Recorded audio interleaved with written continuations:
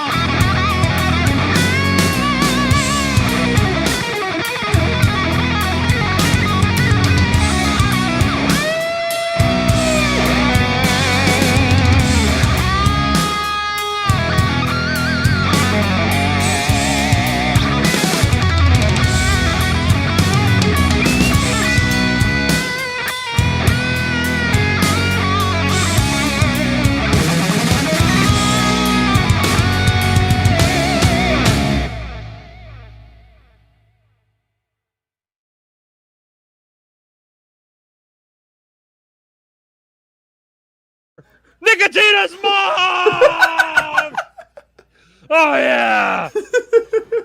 Nicotina's mom! You're watching Poindexter Lounge. You already know. You're watching Poindexter Lounge for the unity. Why don't you set aside an hour or two? We'll have a few drinks and a cup of coffee. I don't drink. Hey, you're watching Poindexter. You are watching Poindexter Lounge. Hi, you're watching Poindexter Lounge. I'm choking on chicken. You are watching Poindexter. Thanks for the lights, Jay. Oh, churros and Call of Duty. I smell like onions and you're watching Poindexter. And now I'll make the point better. This joint's clever. In the lounge with Poindexter. So Poindexter Lounge, you know that we can get it in. And now I'm headed up like I'm Led Zeppelin. Hi, you're watching Poindexter Lounge. Do you like nerd stuff? Yeah? Then you'll love this. You never know what might happen or who might show up at the lounge.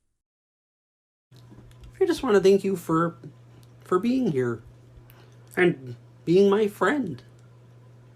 It's always good to have someone you could count on, and I'm glad you're that for me.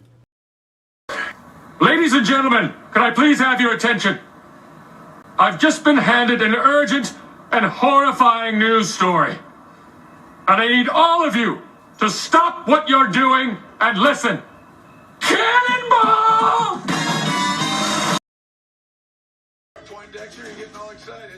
The Incredible Hulk will not be presented this evening.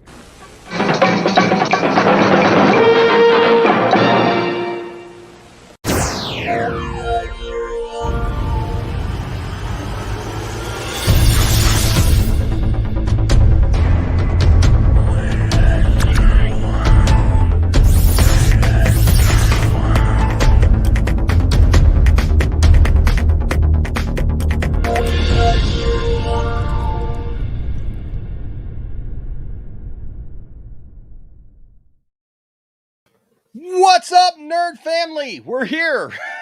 Finally, we're here. Ladies and gentlemen, welcome to the one, the only, accept no substitutions, Poindexter Lounge. That's right. It's not Poindexter's Lounge. It's not owned by Poindexter. It is a lounge of Poindexters. So it is Poindexter Lounge. Poindexter.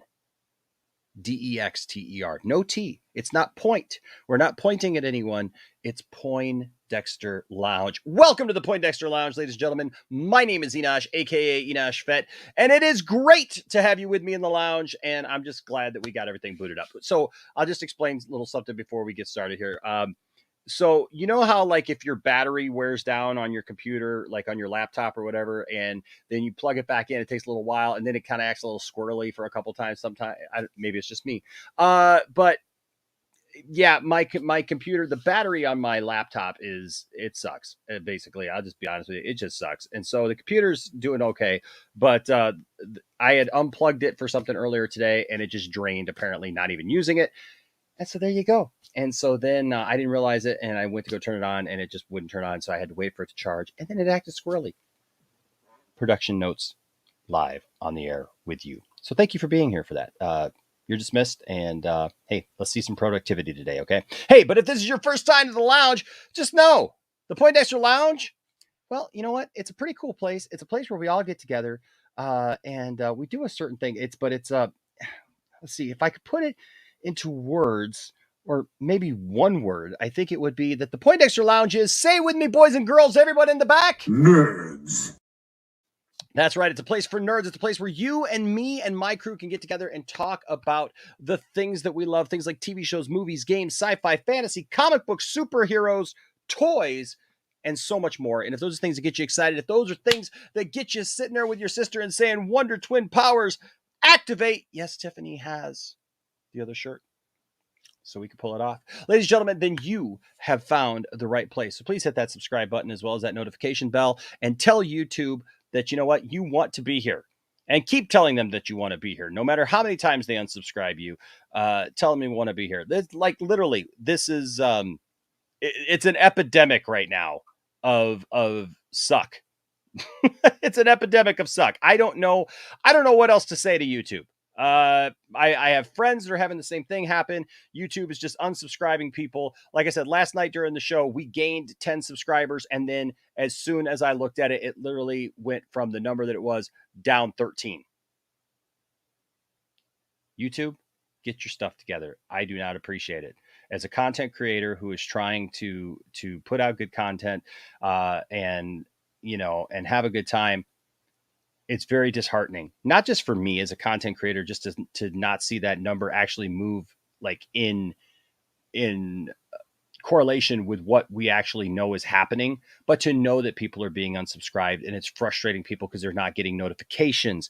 They're not, like, part of the thing, even though they're members of the channel, some of them, and everything. Look, I am trying my best to get this thing worked out with YouTube, but I think it's really just a problem with YouTube, that it's broken, because it's not just me. It's happened with RJ. It's happened with William. It's happened with other people, other people that I know have YouTube channels. It's happening, and I don't understand what YouTube's problem is, but we're hanging in there, folks. So please just make sure you're subscribed to the channel. If you would, that would mean the world to me. And then also, hey, hit that like button before you leave tonight. Okay. At some point, like, if you have to leave early, that's fine. We still love you. But you know what? Hit that like button so that it at least tells YouTube, guess what? We like the Poindexter Lounge.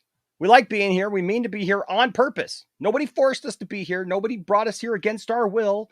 We're here because we want to be here, and we like it. Gosh darn it! And we're not gonna like go quietly into the night. We want you to know. So also follow us on social media. All the links are down in the description below this video. And of course, we want to say a special thank you to all of our patrons. Thank you guys who are part of the Patreon. You guys are awesome. You're fantastic. It's a great way to support the channel if you want to support the channel, because look, most of the finances there go to us. They don't go to pay YouTube fees or anything like that. So if you're just interested in supporting the channel outside of a super chat or something like that, the Patreon is a great way to do that. One of the great ways to do that. But also thank you to everyone who gives super chats. We are forever thankful for your support, for sure. And then, of course, also, we want to say, here are the members. There they are. Look at them. Look at that member list grow. That's another great way that you can support the channel.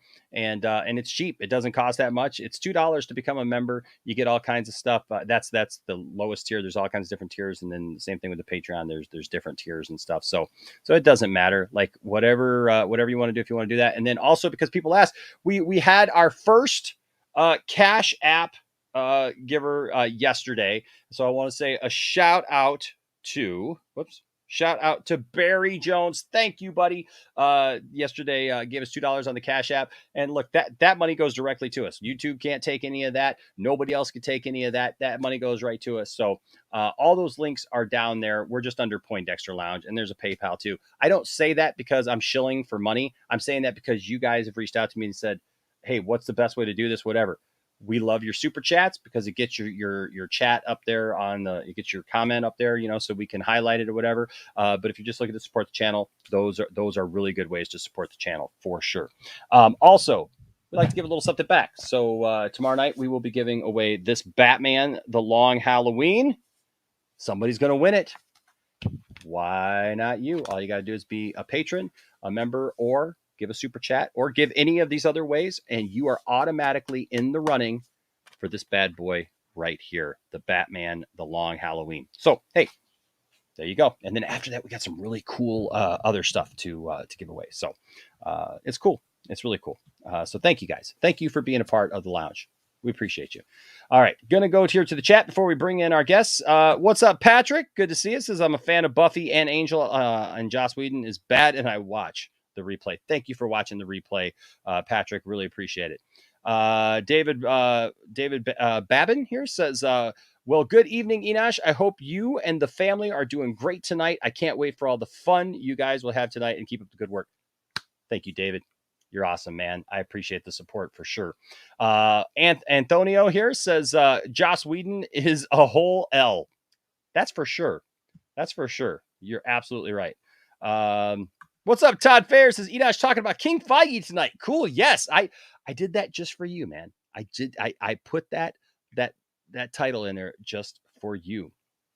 What's up? Kevin Wagner says, hello, everyone. Did you guys hear about Alec Baldwin having an accident involving a prop gun discharged, injuring the director? What? Is that real? Is that like recent? I have not heard about that. We'll let's take a look. I did not hear about that. Oh my goodness, what is this?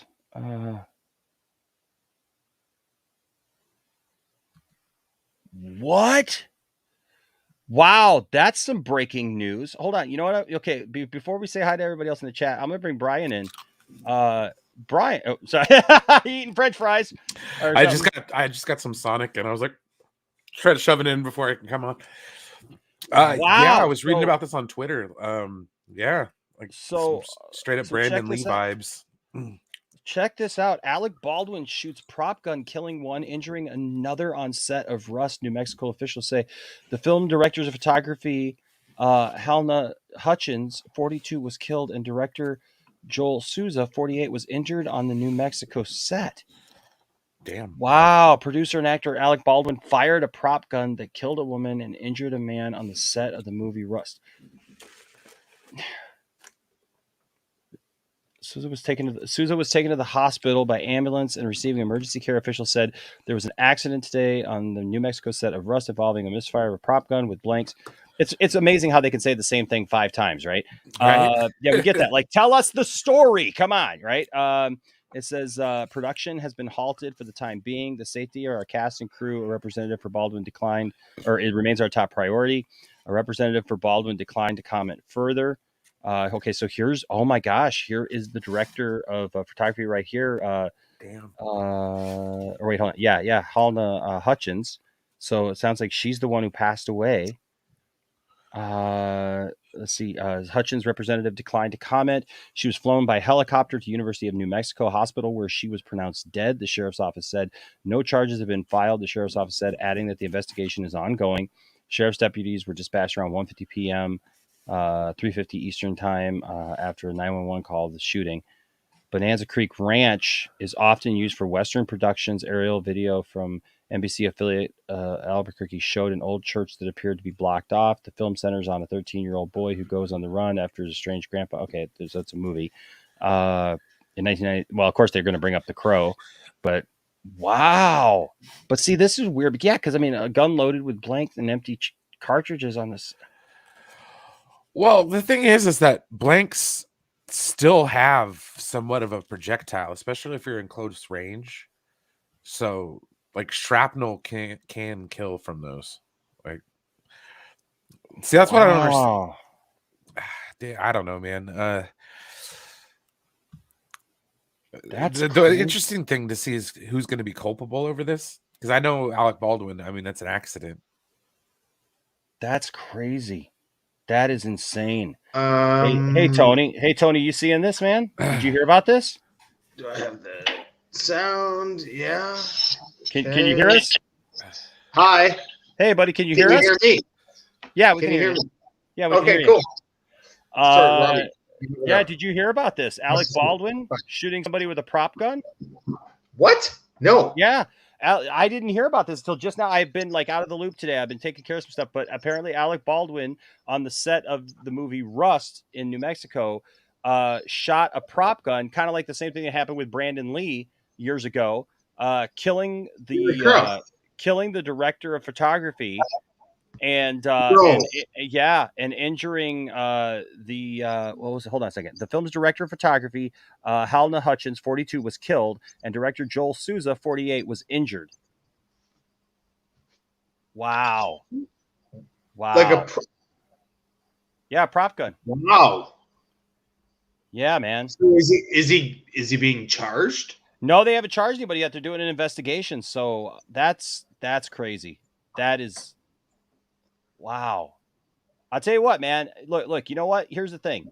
There's lots of rules about guns that people need to learn and follow. Okay. Like I don't have a problem personally with guns. I live in a hunting state. I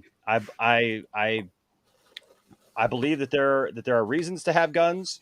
But I believe the gun owners should be very mindful of their guns. If you're gonna own a gun, that is a responsibility that is something. I don't think anybody should own an AK-47 though. I think that an AK-47 though is something that, I mean, like that's a completely different. Those are illegal. I'm all for the gun. Those are illegal here in the States, by the way. Anyways, like you can't legally What just go buy AR-15's not illegal. Well, it shouldn't. It's be not an assault rifle. It's not an assault rifle, dude. It just looks like an army. It just looks literally scary. does the exact same thing. Like that's a whole other conversation. But like literally, an AR-15 does the same thing that like a regular gun. You can shoot one bullet at a time. It doesn't spray bullets. It It's doesn't single fire. shot. It doesn't fire multiple single rounds. shot. It just looks that way, dude. Because newer guns. No, look that way. I understand that, but what I'm saying is that those should not be legal. Why?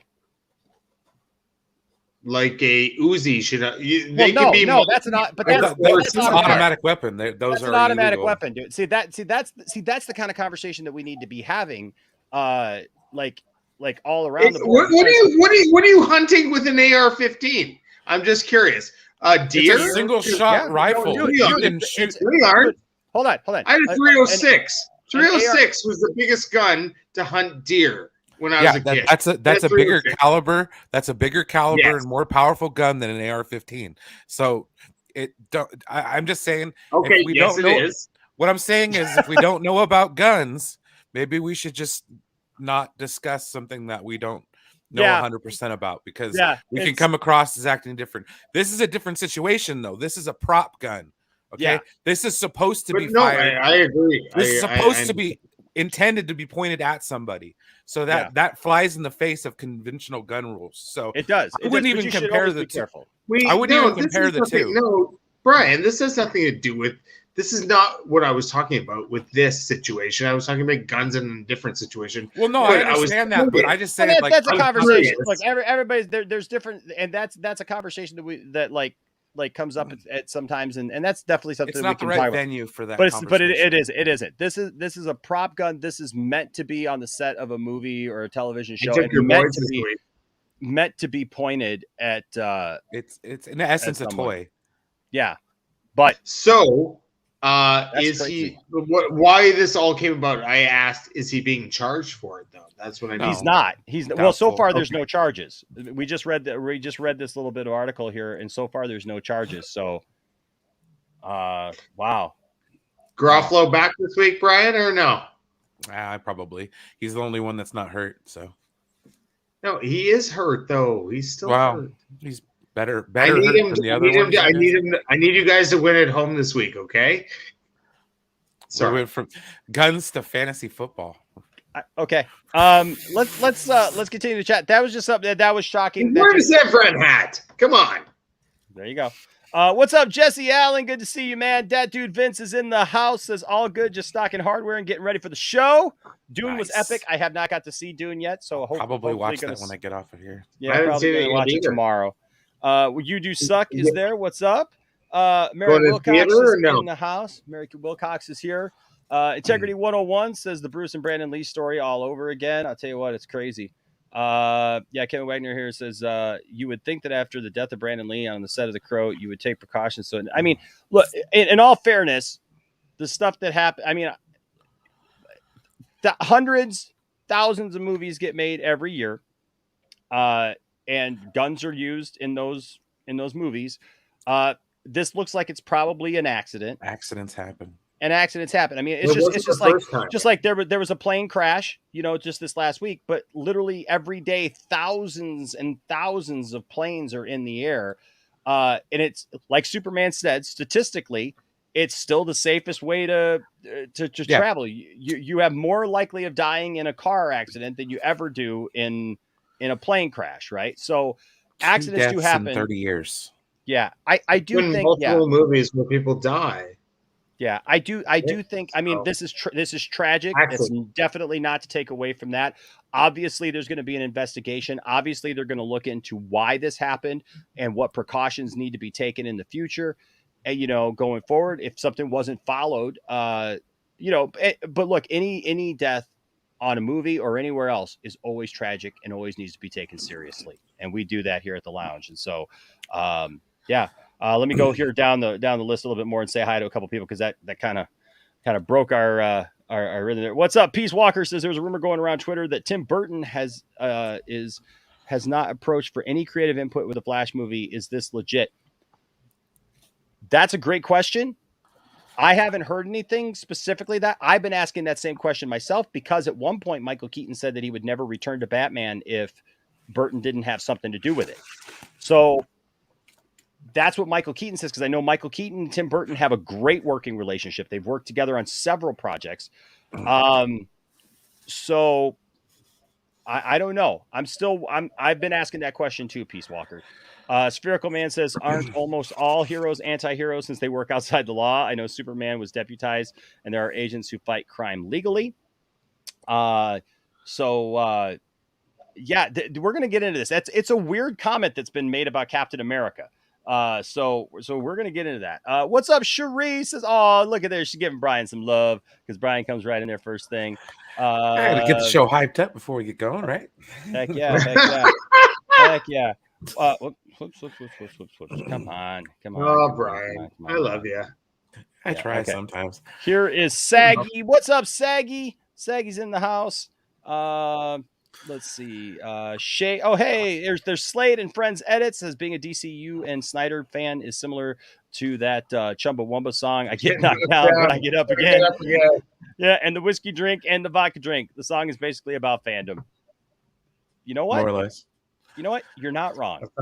You're not wrong. If I'm being honest, you're not wrong.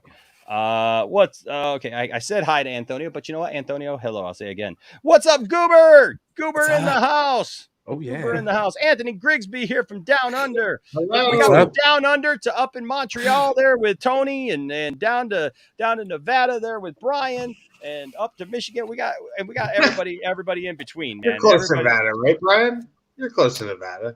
I'm in Nevada. He's in Nevada. I'm in Reno. In Nevada? Yeah, Reno. Yeah. I thought you were in California. I'm an hour away. I'm from California, yeah.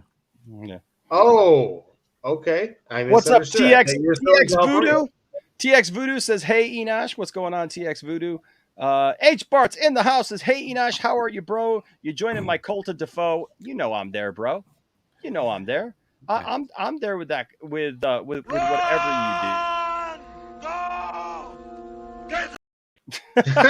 Get to the chopper. Get to the chopper. Blake Taylor.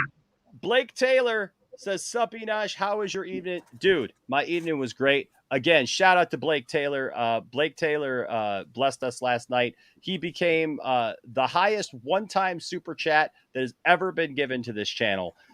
Blew me away. Absolutely, just like I couldn't believe it. Like, yeah, it was $299.99. Whoa! Yes. Oh, wow. Amazing. And awesome. Just very, very, very thankful Thanks, for that. Blake, you're a fucking man. Heck yeah. What's up, Ali? Says, what's up, Enosh? Hi from Down Under. Another Aussie. We love it. What's up, Dark Star? Good to see you. Here's a couple more. Philosophical Pickle is here. Says, Enosh, if you or WB give me $10,000, I will shill for the Snyderverse for the rest of my life. For 10 grand? I'd That's hold out it? for a little bit more than that. Yeah, thank you, Brian. I was like, 10 grand. Jesus. Okay. Hey, I mean, you know don't what? get me wrong. There's some that would do it for free. You know, they already do. We know people. Ryan Hupt here says, what's up, Enosh? Good to see you. I like Blake Taylor says, wouldn't that be the other way around, Pickle? Mask of Shy. Hey, Mask of Shy, I want to get together with you, man, about doing like an art stream, man, and like talking to you about your art, dude. I know I've said that before, but I seriously want to do it, man, because I really appreciate your art, and I definitely want to talk to you about that, okay? So let's talk about that. What's up, Caden Reed? Says, what's up, everyone, here at the lounge? Good to see you. Let's see. Let's hear a baby girl restore the Snyderverse. Suck it. WB is here. What's up, baby girl? Haven't seen you in a while. Good to see you. JP Frazzler is here. Says hello. Looking forward to a great show. Let's see. Who else we got here? We got CJ Music in the house. Says, yeah, it's real. It happened a couple hours. Yeah, I man. That's crazy. No, that's crazy. Aaron Pritchard is here. Says Alec Baldwin accidentally shot and killed a cinematographer. So, man, like I said, have we heard anything? Has he been like charged? Like, Whoa! Hold on a second. Holy crap! How did I not see this? What in the world? Todd Fayer with a $100 super chat. Todd, how did I not see that? Like I know I got distracted with the. You know, I mean, that was a serious topic, obviously. So, but yeah, man. Oh my gosh, I missed this by like almost 10 minutes, man. Like, what in the world, Todd? I am so sorry, man. Todd here with a $100 super chat. Thank you, Todd. You rock, man. We're gonna go ahead and give you If I can pull it up here. We'll talk about Give him the Feige big anytime one. you want, Give him the brother. big one. We'll talk about Feige anytime he wants to talk about Feige for sure. Where's the stinking drop? Why can't I ever Give him find the big- it? This thing's big been one. doing weird stuff to my drops, man. I tell you what, I don't even know anymore. Like I've got all these drops, and the drop should be right here, and I can't see it. I don't see it anywhere. But I'm gonna find it. I'm gonna find it, and I'm gonna give you this drop because Give him the drop. like it's literally there. It is. Hey, I found it. What in the world? Boom! Hey. Showtime! Woo! Woo! Woo! Woo! Woo! Woo! Woo! Woo! Silent and profiling.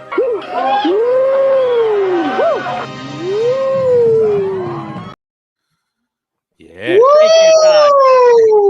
Woo! Todd, we love you, man. Thank you so much for your support, buddy. Says, Enosh, do you think that the great Marvel comics will have even greater success with its multiverse movies?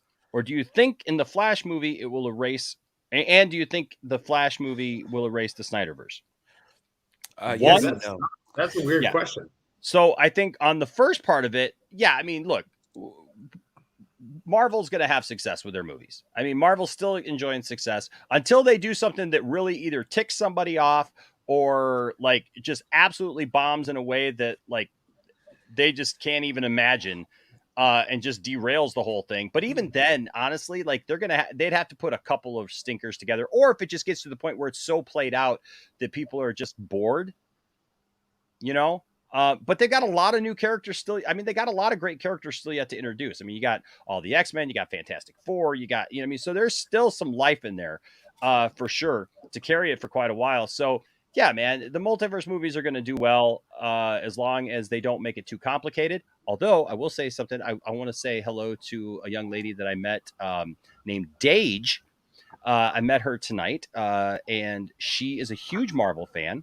Her and her partner and her I think it was, I'm sorry if it's your stepson or your son, I can't remember, but she's a huge Marvel fan. She saw me in Landon and I had my Superman jacket on, he had his Flash shirt on, and she says, because I had to take Landon to the doctor, and so she was the one who checked us in, and so because he wasn't feeling well today, so she said, "Oh, you guys are DC fans," and I said, "Yeah." She goes, "Oh, well, I guess I can forgive that." And so she's like a diehard Marvel fan. But listen to me, she is a Marvel Comics fan. She reads the comics. Oh, that's my girl. That's my girl. And you want to hear something interesting about that? Her and I shared a lot of similar takes on a lot of the MCU in the time that we talked, because even she sees how like the MCU has veered far off from a lot of the comics content and like what the comics actually projected. And so like we were both sharing our concerns about like Endgame, for example, right? And how some of the characters were actually portrayed versus how they were. And she agrees with me about Black Widow, that Black Widow should have never been killed off, and that Hawkeye should be the one to go. And so it was, she was very knowledgeable. And so Dage, if you're watching, if you and your family are watching, first of all, welcome to the Poindexter Lounge. She made sure, she's like to tell me, she's like, you got 3 new subscribers right there, because we love this stuff. So first of all, welcome. But also just we're glad you're here, but also it's good to talk to somebody who knows her stuff, and she definitely knew her stuff, and so that's awesome. So that's the first part of your question, Todd. The second part, and do you think the Flash movie will erase the Snyderverse? I don't think that they're going to erase the Snyderverse. I don't think that it's going to be that simple. Okay, they're literally trying to open up the multiverse. You got to remember that. I mean, as far as all accounts and purposes, Muschietti. Apparently, and I have not verified this with Ray. I have not asked Ray flat out, but this is the rumor, is that Muschietti wanted Ray Fisher in his movie, but Ray stepped away, right? And didn't want to be in any Marvel production. So, I mean, so a common misconception is that Ray got fired, that Ray somehow messed up and got himself fired. And that's not what happened. He walked away. He quit, and said he didn't want to be a part of it. You just say no. So, so it is what it is, right? But look, it's Ezra Miller's Flash. it's you know, we got Aquaman coming up. We got other characters there's gonna be a Wonder Woman 3. It'll be interesting to see how that takes place. It's not just gonna erase the Snyderverse like per se and just kind of like get rid of it. It's one of two things. Even if DC, or I should say Warner Brothers, because it's Warner Brothers, right? I mean, like Warner Brothers is the one who has the issue. The great thing about it is even in their haste to get all these movies out and stuff and try to like get ahead of the curve for whatever happens with Discovery, and who knows if they're actually, you know, like if there's a systematic plan to try to undermine what Zack Snyder did. We don't know. I mean, like, I'm not there. Like, I can see the outside stuff and it looks pretty sketchy, right? We all see that. But even so, it's a multiverse and it doesn't matter what they do. Anything and everything will and can happen. Holy crap. Hold on just a second here. Holy crap. I'm like trying to answer questions, man. I'm like, I'm getting to it. Okay. Resident Justice, what's up, RJ? Good to see you, buddy. Love you, man. I hope that you can join, man. If you're not busy, join, because we're gonna be talking about some Captain America stuff, some Marvel stuff. I'm really interested to hear your take. If you can get to your stuff. Let's see here. I'm still going through. I'm still trying to get through the hellos. What's up, Andy? Good to see you, man. Amparo is here. Love Amparo. Oh my gosh, I love Amparo. I love Amparo. She is so awesome, and we're so grateful to have Amparo for sure. Man, I'm so far behind this chat. So I think, what's up, Double Down? Canadian dude trying to ban Hey Art. Yeah. We love Tony. He's not drunk yet, as far as I know. No, not yet. Thank you. No, he's just Tony from Canada. Like, look. You know what? We I changed it. My buddy told me I had to change it. I know. Double down. You know what? Here's the thing. We're always here to have fun and to educate, right? And so Thanks, bro. And so that's what we do. That's what we do. Even to our Canadian friends. And you know what? Make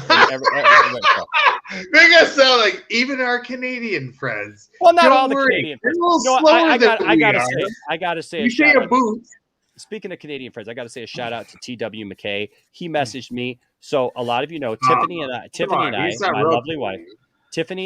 I, my lovely wife, we actually met in Ingersoll, Ontario, Canada. Okay, my band was playing a That's not a real place. It's not a real place in Canada. I swear to God, he's lying to you. Will you stop with this? Yeah, I know.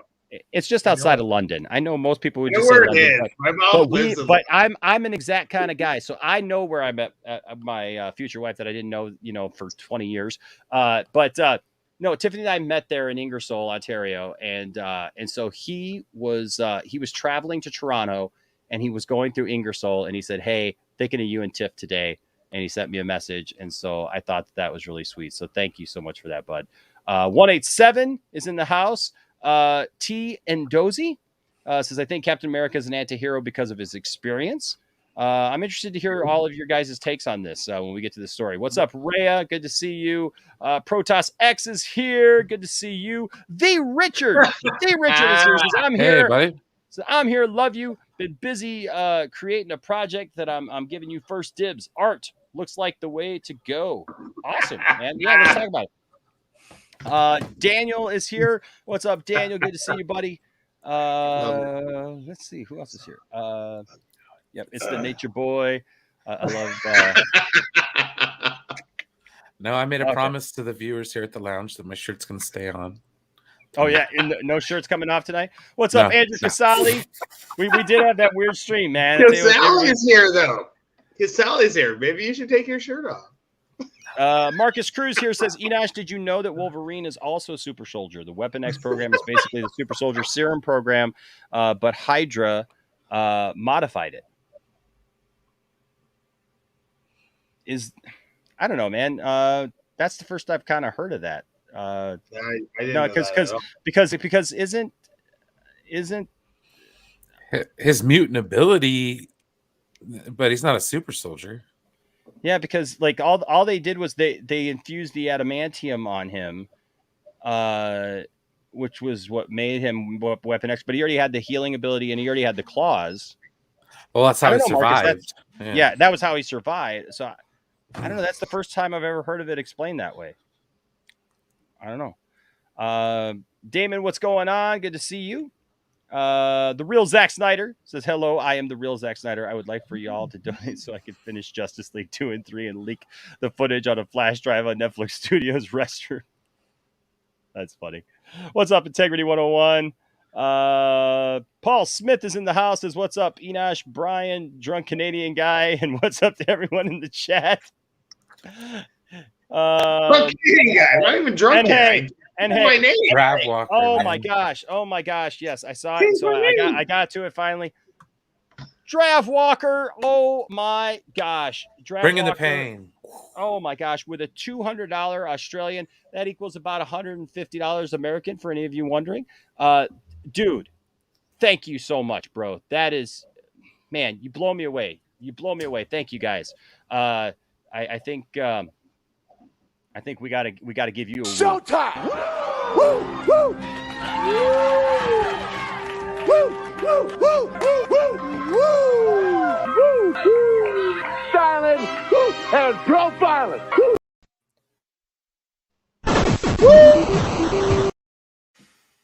Woo! All right. He says here, what's up, Luke? I'm glad to see you, man. I haven't seen you in a while.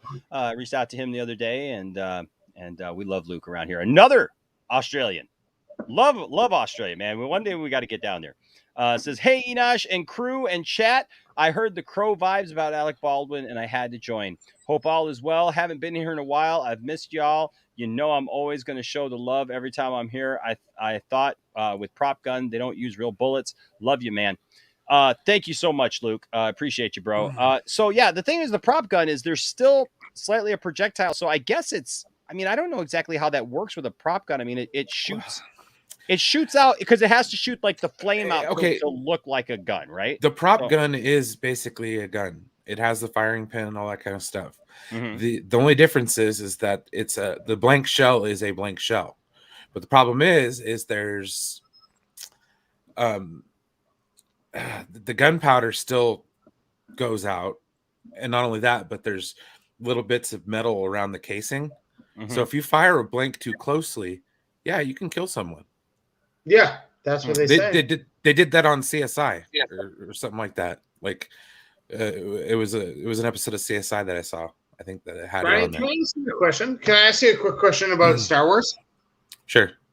Do you remember have you seen the new it's like a documentary about the guy who was supposed to be Anakin Skywalker? No. It's like the child that like made it all the way through, and they did a documentary on I figured you might have seen it. No, I that's interesting. Is it about like Jake Lloyd, or is it about no, it is about him, but it's actually about the child that was going to be like it came down to those two guys.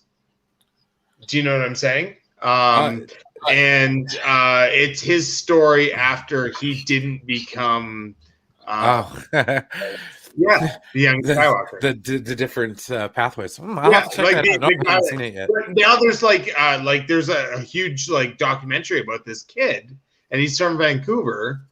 And I know him, and he's been going on all these other things, but I was thinking like with your knowledge of Star Wars and stuff that you might want to have him on at some point in time. Yeah, man. Yeah, absolutely, man. Let me know. So continuing our conversation, first of all, I like this. Paul Smith says, Drav Walker, you legend. And then Todd Fair, I love it. Todd gave the $100 super chat. And then Luke comes in here. Drav Walker comes in and says, Drav Walker, super sweet. Don't know. So that's cool. I love you guys. And then Goober says, we love Ray Liotta. Oh, thank you. Yeah. Here's Michael Castillo says, hello, Enosh. Tonight's discussion will be great. And I think we're good. Okay. So if I missed you, just know that I love you, and we got to get going. It's kind of we took a weird turn there at the beginning, right? We took a left turn at Albuquerque. All right. So that being said, literally, yeah, right. Drav Walker, woo. So here's something interesting, because last night we had a great discussion about the Ruby Rose situation, right?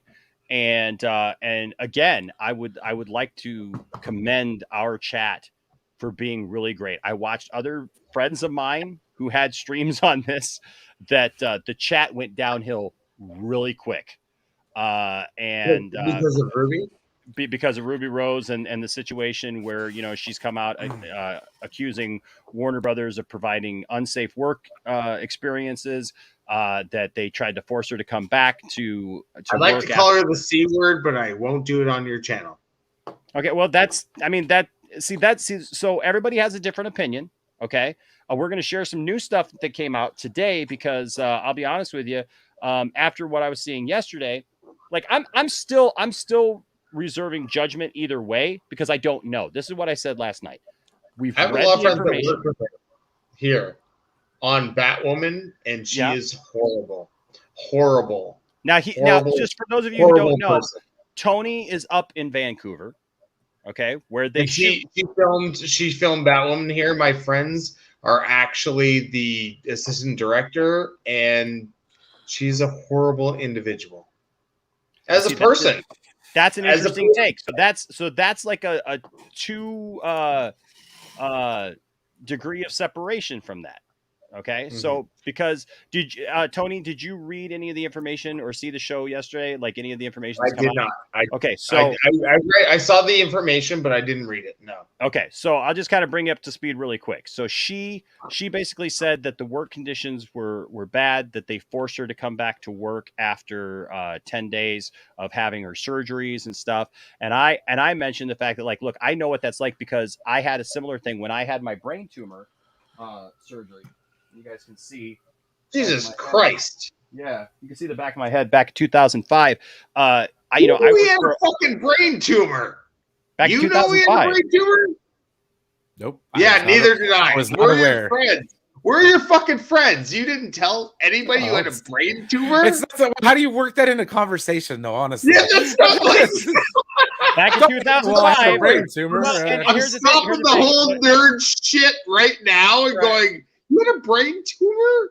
Yes, I did. Yes, I did. So I still do, actually. Whatever it is still in there. Whether it's they determined I had surgery. They tried to do a biopsy. Basically, the gist of it is it's right underneath my brain stem, so they couldn't get to it. And I'm thankful that they didn't, because once I actually talked to other doctors, they were glad that like I went one place at one point. Then I ended up going to U of M, where I should have gone in the first place, because they would have never cut me open, because they had seen things like this. Where I went off the suggestion of certain doctors at our local hospital, they basically wanted to make an experiment out of me, and that's what I discovered. I did not know that at the time. I asked every question that you could possibly ask. I tried to do everything. I literally went for 3 weeks of seeing doctors after doctors after doctors. They finally said, "Hey, you have a brain tumor. We have to try to get a biopsy." The thing is I'm glad they didn't get to the spot, because by the time I got to U of M, once they told me at the other hospital, which is, by the way, Wayne State University, DMC down in Detroit. It's actually the hospital that does all the stuff for the Detroit Tigers and the Detroit Lions and like all the sports teams and everything. And so, but I tell you what, man, it was a horrible experience. And they ended up telling me at U of M, they said, if you had come here, we wouldn't have done anything because you are not a candidate for surgery. And he showed my scan, and I still got my scan somewhere. He showed my scan, and he showed the brain tumor right in the middle of my head. And he said, it's literally right in the middle of your head, Enosh. It's right under your brain stem, which makes it very hard to get to. And he said, and fortunately, gravity was pulling down, because they had me like kind of like up like this, you know, on my face. And so gravity was pulling down, so they couldn't get up underneath to it. He said, this little gray area that he showed me, he says, this little area is a protective area around that. He says, actually, he says, if we touch that gray area, you die. He said, and he was very upset. Like, this doctor was very upset. And he stopped and he said, because he was getting very upset actually about it when he found out that I actually had surgery, because he didn't see the back of my head at first. And he said, then he kind of stopped and he goes, okay. I understand what they were thinking.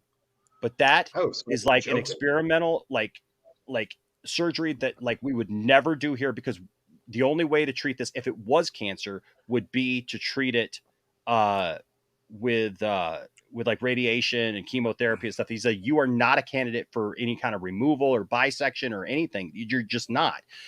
And so that was that. So thankfully I didn't die. That's basically it. Thankfully, that's good, right? That's good. That's a good sign. Randomly, like they weren't able to get to it. Of course, I believe I'm a faithful believer, and I believe God had His hand on me through that and got me through that, and I'm very, very thankful for it. Now, the thing is that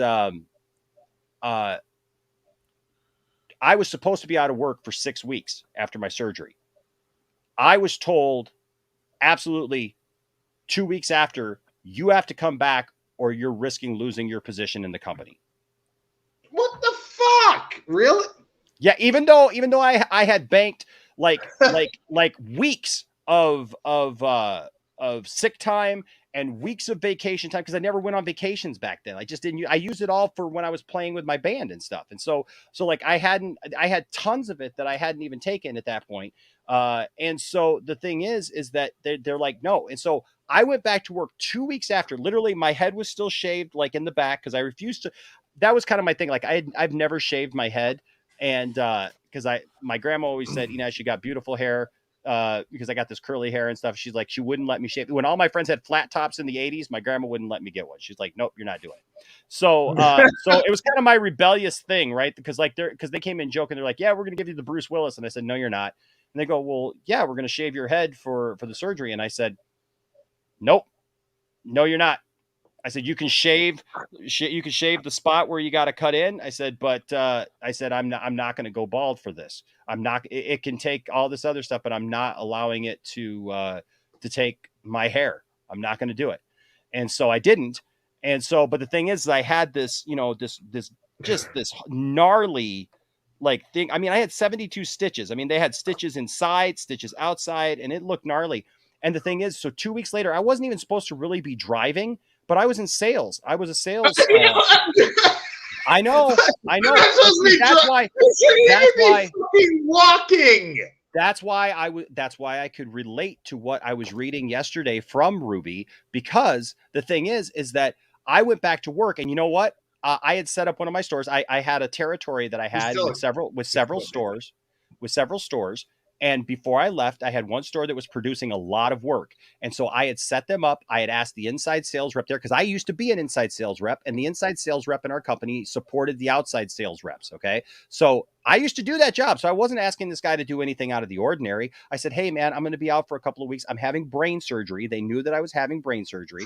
I said, I need you to oversee this. I said, here are the projects coming in. I made sure they had all the information. All they had to do was process the order and create the order. I don't work on the order anyways, right? For this printing and packing. Brain surgery. Exactly. But upon coming back, and I shared this last night, upon coming back, I had the issue of these people, the store manager of that store, the assistant manager of that store, and this inside salesperson were mad that I was gone for 2 weeks and that they had to oversee something that I handed off to them.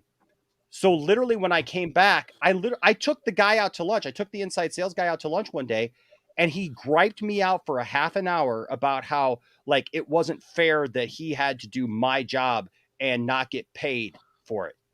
And I was like, dude, that is your job. Did you know any of this? Did you know any of this, Brian? No, but I've known that we share some bad job stories. Yeah. Bad jobs. But did you know he almost died? No.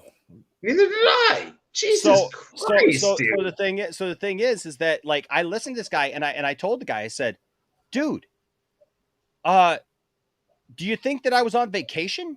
Yeah, right. Like I literally, like, do you think that I wanted to do this? I said, this literally happened to me, man. I said, believe me, I would have much rather been here like filling out paperwork. I said, but listen, you're the inside salesperson. I did that job for like 4 years. I said, I get it. But that is part of your job, is to support the outside sales. I get the sales. I go out, I get these companies to do these large projects, and you oversee them when they come into the store. I said, but I just needed you to oversee this small thing. And he was very mad because he had wanted the position that I got. And so a year had passed, and he saw me being successful, and he didn't like it. So he griped about it. The assistant manager griped about it. The manager griped about it. We had to have a sit down meeting with my sales manager, who had to come from across the state for this meeting, their district manager, this assistant manager, this manager, and this inside sales rep. And I had to listen to them gripe about me for 45 minutes to these people, my boss, and then this district manager, about how they didn't think it was fair that I hadn't been there for 2 weeks when I really wasn't supposed to be there for 6 weeks. Okay. And I'm like, you got to be kidding me. Literally, you got to be kidding me. And so thankfully, their district manager knew me, and we had worked together for a long time. And she was very happy with my success of like the projects that I sold. Cause I had just got done selling the largest single project that our district had ever produced. And so she was like, you guys know, I was very thankful that it didn't go up higher up the chain, because like it stopped at her. And she said, no, Enosh is doing his job. You need to leave him alone. But the problem was that, like I said, the company though forced me to come back to work, or I could have lost my position in the company with everything. Right. So when this story came out and she was talking about, she had parts of her neck, she was injured on the set of Batwoman. And, Right. And so she came back and she even talked about in there. She goes, look, people want to say, like I was, that like I look like I'm a stiff actor, that like I'm not really into it. She goes, but you got to understand, I came back and I was in absolute pain and I was dealing with all that stuff. And I will say this too, for those first 2 weeks where they messed with my brain, and I'm not saying that my situation is like Ruby's, and I'm not excusing any poor behavior that she had, because I don't know. Right? Like I'm not there. I don't know what she did to people. We're going to read in just a second some comments from people, because we're going to give fair time to both sides of this story. Last night, we gave a lot of time to the Ruby Rose side. Tonight, I just want to touch on the other side. But the thing is that they told me, because of the area of my brain they were working in, it could alter my personalities in different ways that like we wouldn't know. That could be your love of DC. They ripped that away from you. Right. What would we sit here for, guys? He used to love Marvel before that. Come on, right? I was a He's huge like Marvel Captain show. America. Iron Man's my guy. Exactly. But the thing is though, is that like with that, it literally, like my anger trigger was like, it was a hair trigger. Like I would get really mad, and I knew I could feel it, right? Like, it was like this overwhelming sensation of anger would come up in me. And thank God it only lasted 2 weeks, because it was starting to scare me. But like I had a friend come from Vegas actually to stay with us and try to make sure that, I was okay and everything. And he was there. And literally one day he just dropped the remote. I asked for the remote because it was on the coffee table, and he went to go get it. And before he got it to me, he just dropped it on the floor. It was literally no big deal. But like just watching that act, because like somehow my brain was processing that I was not getting what I had asked for. Like I yelled at him and called him stupid. And I was like, what are you doing? Just give me the remote. And like, while I was saying that, I was literally retracting the words and apologizing, like in the same thing. Right. And so that being said, it's a very rough thing to go through when you're in pain, when you're dealing with something that you can't control. And like I said, I'm not excusing her. I'm just saying, I don't know what she's been like on other sets. I don't know what she was doing.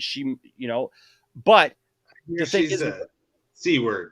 Well, I'm not going to say it. So the thing is, and so I didn't know, right? I don't know about all that, but I just know what my experience was. So last night, reading her comments, and she says that she says that she's got the proof to back all this stuff up. Time will tell. Time will tell. The truth always comes out eventually. It may not be today, it may not be tomorrow, but we shall see. I do think that if somebody comes forward with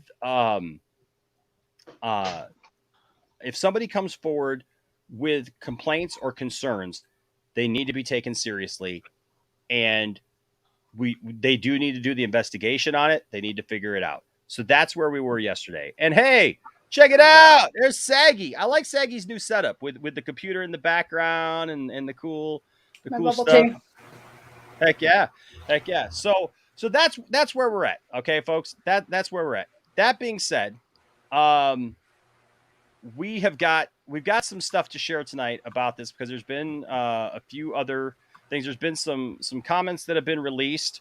Some people here who say that they're behind the scenes. Now, Tony knows people who work there. We're not going to name those people, but I know that Tony does know people. He lives up in Vancouver, and Tony and I have actually talked about this many times. And Tony has actually shared with me that he knows all these different people. We've talked about the possibility of having, of like reaching out to them and stuff and asking them to be on the show in some way.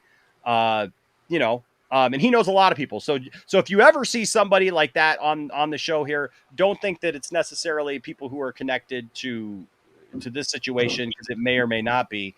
Thank you. But let's read some of the comments though from people though who apparently have worked there. So somebody had come forward and they said that they had stuff to talk about it, but they were concerned about getting doxxed and getting released, like who they were. So this is where the conversation starts. It says they're asked, "Are you actually afraid of getting doxxed? If I knew this stuff is to be listing it, that guy a-hole blah blah." Then the person asks, "No, not really. There's just too much to say. Like I said, this cast isn't the worst I've seen, but the producers and showrunners are terrible with an absolute disgusting disregard for their crew." It says, "Obviously you can't name names, but what's the behavior of the main cast?" It said, "Bratty and entitled, especially the young one. But her mom was more of the problem. Absolute crazy stage mom. There's a reason why. I don't know if this is about Batwoman. There's some. I'll be honest with you. This one was kind of weird to me, but this was released in there. But I think this is about Titans. This is about Titans. Yeah. Yeah, that's right. This is about Titans. Sorry, I put this together earlier. I had to rethink there for a second. I tell you what, that whole Alec Baldwin thing just kind of. Shit. So it says, so this is talking about the thing on Titans, because somebody brought up the fact that apparently the set of Titans is an absolute madhouse, and like it's crazy, and the producers there are horrible, and it's crazy. But so it says, what's the behavior of the main cast on Titans? It says, "Bratty and entitled, especially the young one, but her mom was more of the problem. Absolute crazy stage mom. There's a reason why she's not in season 3 that much, I'm told." So that's obviously talking about Raven. It's not the worst I've seen, but considering the show isn't anything special, which I would disagree with because I love Titans, but that last episode. I haven't seen it yet. So it says here, "What about Nightwing's actor, Thwaites? I love Thwaites, and I was happy to see this." Says, "I'm fine. It's fine if you don't feel like sharing anything else, but Nightwing is my fave, and I'm curious." It says, this person says, "I worked on Titans for a bit, and I can tell you that the working conditions on the show are absolutely effed. No matter," and a reminder to anybody watching the show, okay, just real quick, because I had this conversation again today. Yeah, a reminder to anyone watching the show: we report news, okay? This is a show. We're not we're not prudes here. We're not trying to be disgusting or crude, but we report the news. This is news, okay? I'm not using language, but you're going to see language, you're going to hear language, and it's going to happen. So there you go. Okay? Anyways, I just wanted to throw that out there. It says, so the person says, "I worked on Titans for a bit, and I can tell you that the working conditions of that show are absolutely effed. No matter what department you were in, cast or crew, there was always drama.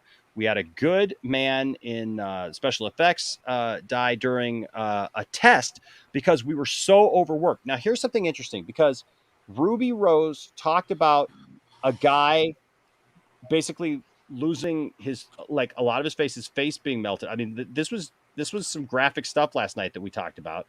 And then that another lady was injured, and she says she was a quadriplegic. Somebody in the chat last night said that she lost use of her limbs below the waist. But it's like, people are asking, like, well, how do we not hear about this stuff? I mean, like, look, with the stuff about Alec Baldwin that we just saw here, right? Like, we're immediately getting information about this. And I'm going to share a tweet with you, actually, because it's relevant to this. This is amazing that this has happened, because apparently here, this person is saying on Titans that they had somebody die on the set of Titans because they were so overworked. Now, I wonder, like, we were talking about the strike. This is all the same stuff. Like, they're talking about working conditions The long hours that people are having to work, that's literally getting them into positions where they can't drive, they're exhausted, and that's happening. So this says, I remember we put out a prep schedule that same day with that person's name still on it. After it was announced he had died suddenly. The showrunner didn't know what the H they wanted, and the cast are a bunch of entitled little brats who think they are superstars. I remember the accountant threatened to punish me for something that wasn't even my fault or responsibility, and she screamed at me, and the producers knew, but didn't even care to come ask me if I was all right or what happened. I had to file a formal complaint to Warner Brothers HR. Never have I ever had to do that, and I've seen and experienced crappy things. The investigation took a few months, and they admitted there was wrongdoing on the accountant's end, but nothing seemed to happen as she was hired to come back the following season. So, crazy stuff happening on sets of Warner Brother Productions. Okay? Crazy stuff. Left and right. Now, let's get to today. Ruby Rose, one of her co-stars here, Cameron Johnson, who's on the show, released these tweets and said, since it was claimed she, quote, walked away last year, I'm sure some of you may be pretty confused or upset, and even more so that a lot of lies were spread today. Just know we have a lot of great souls working on this show, Batwoman, and none of this changes that, from the top to the bottom. Bat fam, I couldn't go the whole day without saying something. I love y'all. Don't think I haven't seen all the love today, but yeah, fam, she was fired. And it is very hard to be fired when you're the lead. Imagine what you have to do for that to happen. And then it came back. Yeah. So look, none of us were there. This is a hard thing because I know people who were though. Yeah, people who were. Yeah, and so I look at this and I'm looking at this and I'm seeing arguments now on both sides that make a lot of sense, and that's I don't know what to process. I don't know how to process. I mean, what do you guys think, Saggy? What do you think looking at all this stuff? So I commented on this earlier on my stream, and hi Tony, hello love. So back in October of last year, she was on the Jimmy Fallon show, and she had addressed this whole thing about her not coming back for after season 1, and she seemed. So when I first remembered seeing it, I thought she was a little weird about it, but now when I rewatched it on the stream, I was like, she pretty much kind of like basically said like she had a great time and everybody was fine, and saying that she was happy with the Kate Kane thing was over. She didn't sound at all like she had an issue. But then again, this could have been a thing of like perspective, and this is what I said and took away from this situation, because I waited a few days before I covered it on my channel. This is what I see. I see one person say something, another person say something, and then somewhere in the middle is the truth. There is a perception thing happening, in my opinion, where maybe she perceived something that to her was mistreatment, and to the studio, when she was maybe addressing some of her grievances, that to them were like she was difficult to work with, she's fired. So again, it's a matter of he said, she said.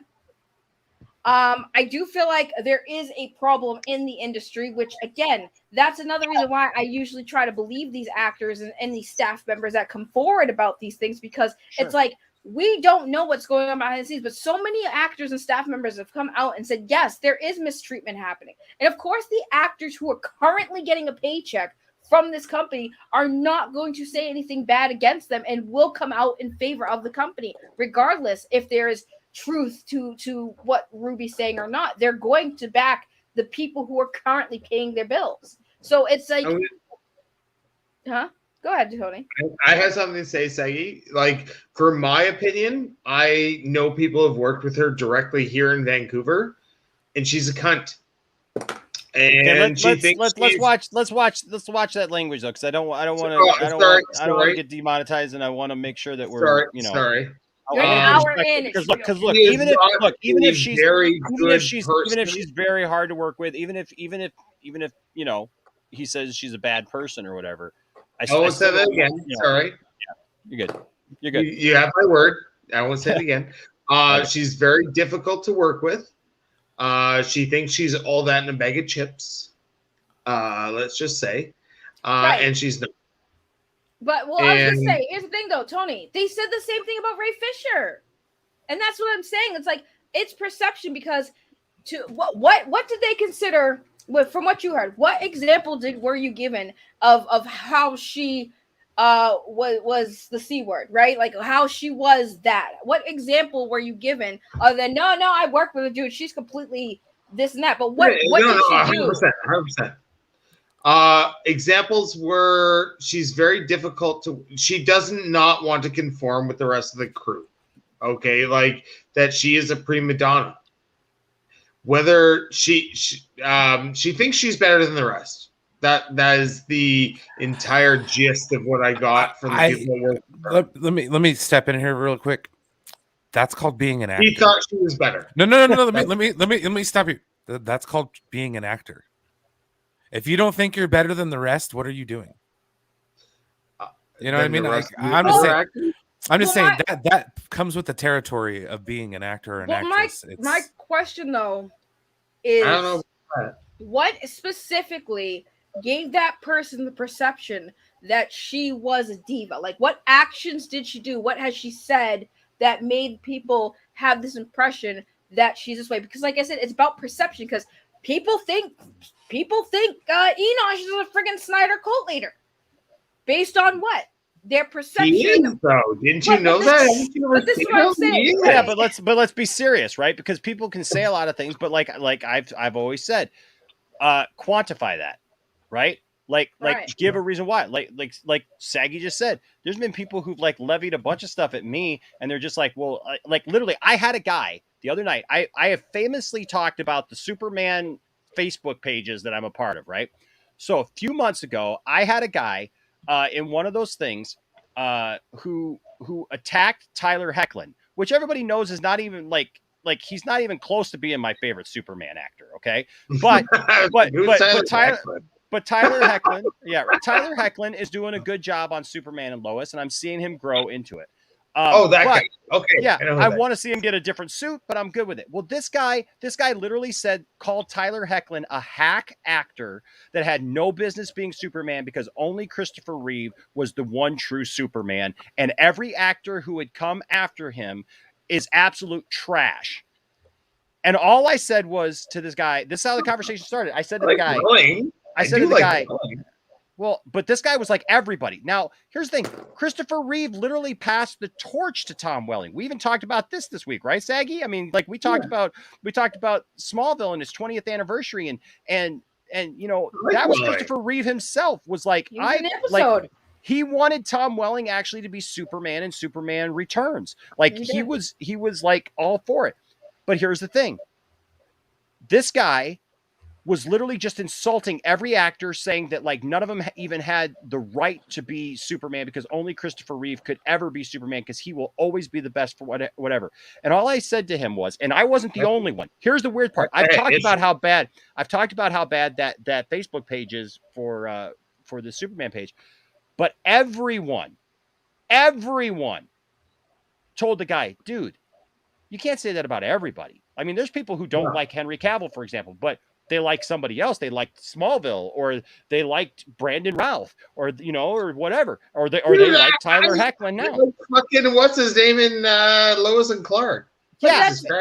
Well, but so the thing was that everybody came to this guy, and all I said was, I said that is very rude.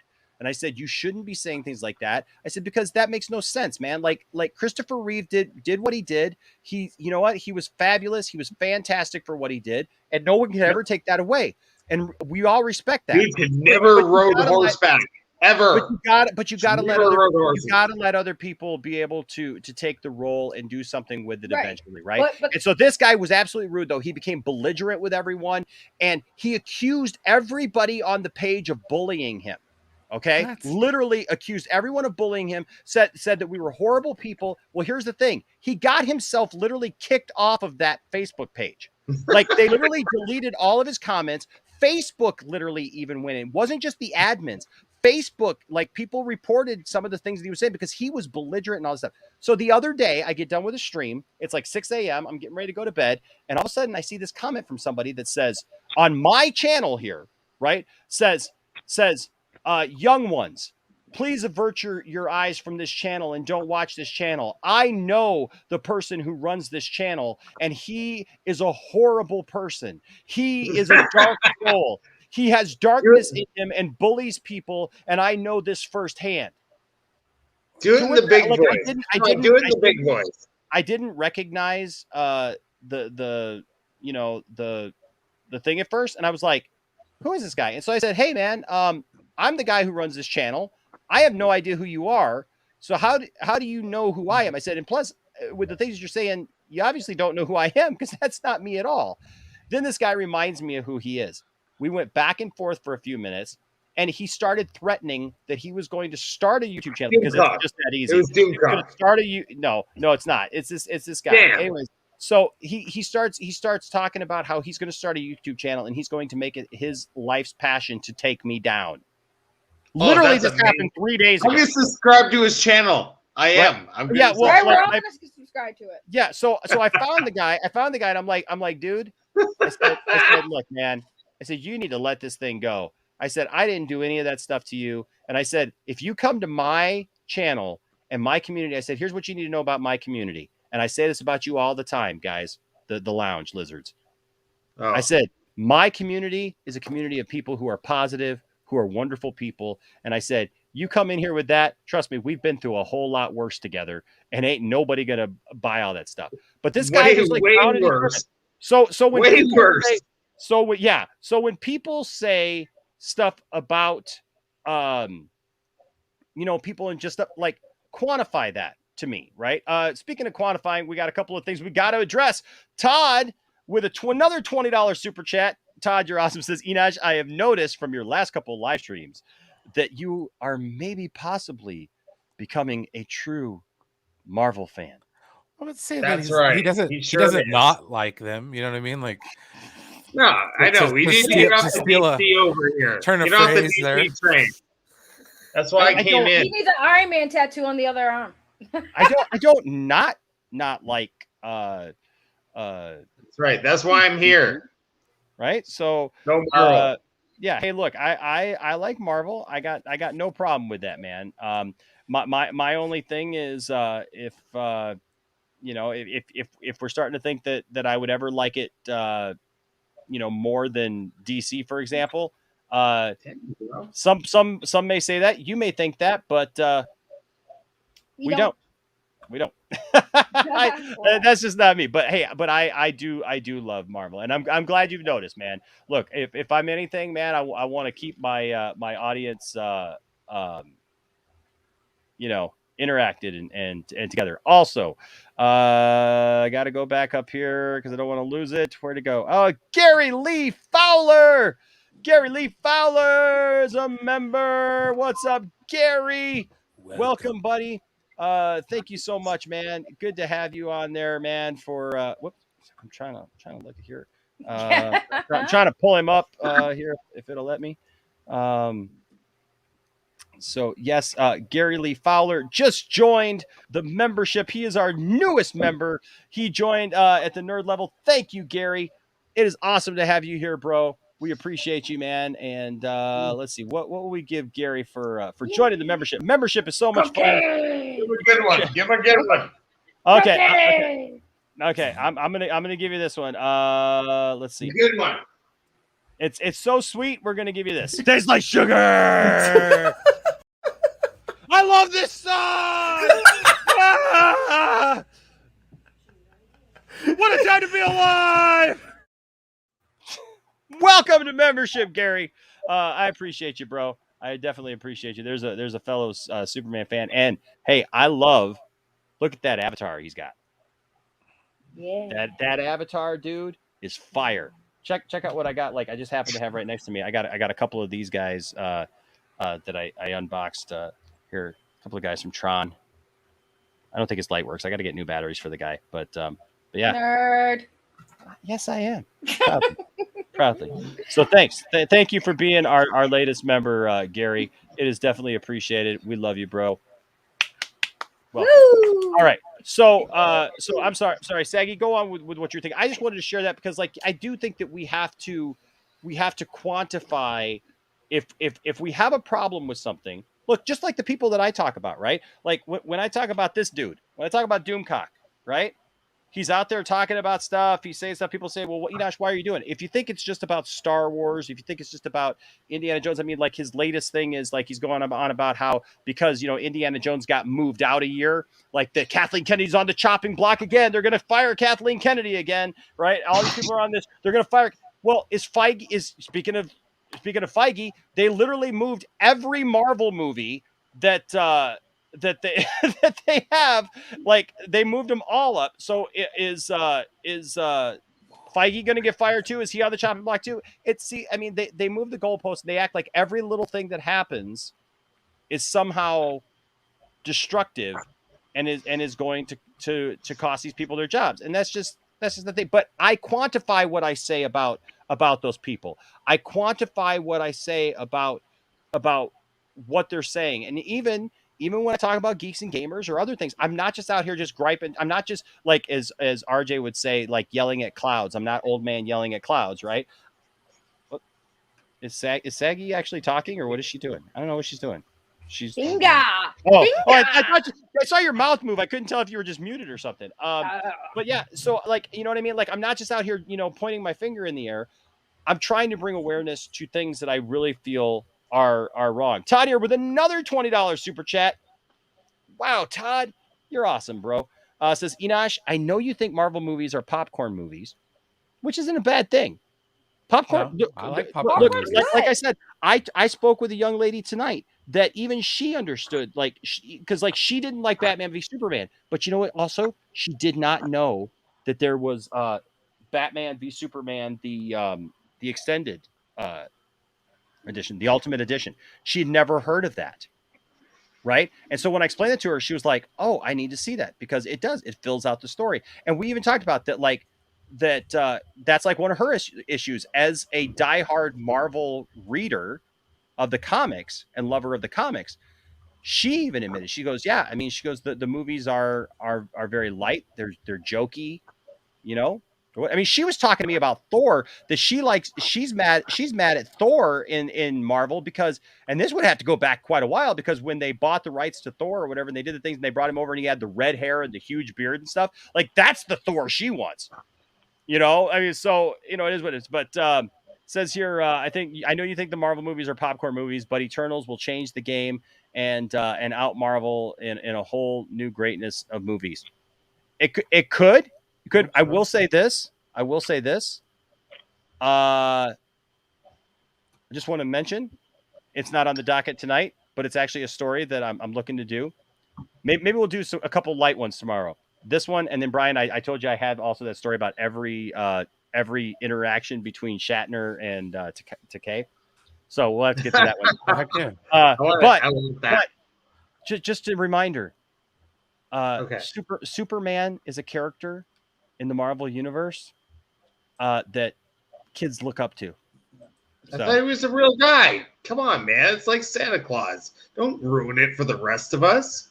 Just saying he's a real guy. Why'd you do that? What are you talking about? Easter Bunny. Why'd you ruin it for the rest of us? He's a real dude. I didn't. Real guy. He's a comic book character in real guy. In Marvel. That's in the trailer for Eternals, and it was also mentioned in Spider-Man years ago. Also, yep. Hey, welcome back to Dravwalker. Not only did he drop the 200 Australian tonight on us with a super chat, but he just rejoined the membership. So 7 months he is celebrating. So that's awesome, man. Thank you so much, buddy. And he's at the geek level. He's at the geek level. So thank you, Dravwalker. We appreciate you, man. What am I? What level am I? You are full Poindexter. And I'm full Poindexter. Yes, you are full Poindexter. You are one of our top tier members, Tony. Where's my hoodie? Where's my hoodie? Wow. I've sent you. Yeah. How many shirts and hoodies do you have now? I have 2 shirts originally. Then you sent me a hoodie, but it's been like 8 months since the next hoodie. It hasn't been 8 months since the last. I need to Teespring, dude. Okay, like 5 months since damn the last thing. hoodie. Tell me what hoodie you want. I made a deal with Tony. I have. It's been like 5 months since he sent me a hoodie. I'm not even joking. It's like 5 months since he sent me a hoodie. Then you're almost due for 2 hoodies because I told you because Tony says okay. I got because I got to do things that make sense, like, you know what I mean, like for me financially. So I told Tony, because he likes hoodies and he lives up in Vancouver, he says I'd rather have hoodies than t-shirts. So I said, okay, you can save it up, you can bank it for 3 months. A hoodie. Yep, and I'll send you a hoodie. So see, you got 1 more month, and I'll send you 2 hoodies. So because I have 2 t-shirts and a hoodie right now. That's what I have. I got nothing, so I don't know what you complaining about over there. Hey, no, it's like $30 a month, man. Like, or $50 Canadian. I don't even know. It's like something stupid. Like, I deserve toilet paper. You're paying him toilet paper.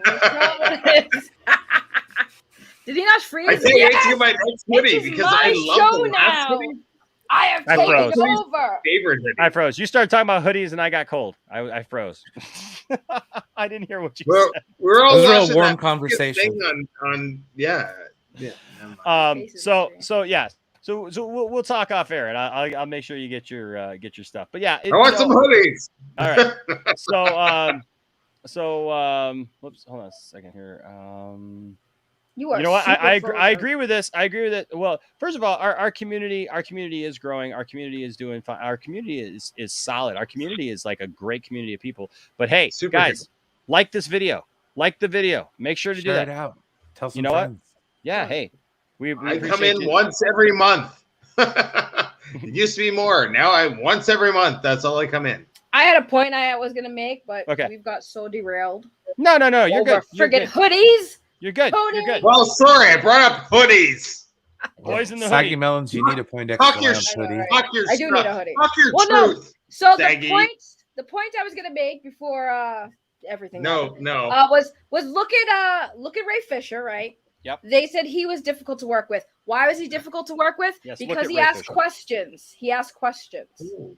That's why he was difficult to work with, because he questioned the new direction the movie that he was going to be part of took. And that was him being difficult on set, difficult to work with, because he asked questions about the new direction.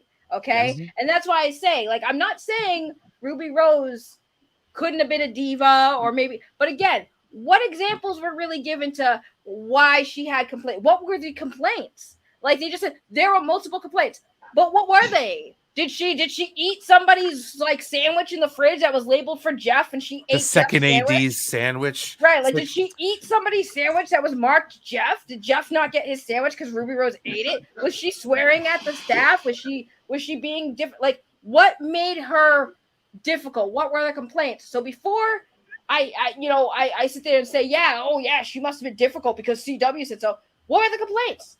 Tell us what they were then. What made you decide that she had to get fired for the complaint? Was she just asking questions like Ray Fisher did, or was she actually being a pain in the butt? So that's why it's like I said, we don't know what goes on behind the scenes of these production companies, and we probably won't know. We go by whoever decides to talk first. If it's people behind the scenes, and yes, I can believe that. Yeah, some of the cast, like the Titans thing we read. Oh, I believe that. I believe that the Raven actress's mom was crazy. We hear stories about crazy parents all the time in the acting. So, I mean, what can you say? But at the end of the day, everyone's so quick to judge and so quick to just jump right on a side. It's like, wait and find out what's being said. And if nothing's being said, then we all need to just shut the heck up and just be like, it's not our jobs. It's not our career. This is Ruby Rose's career, and the only person this really impacts is her and the company she worked for.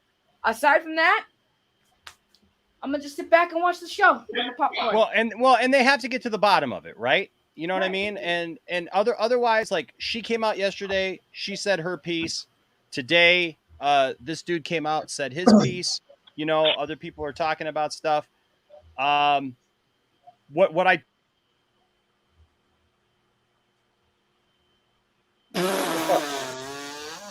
What happened? He froze.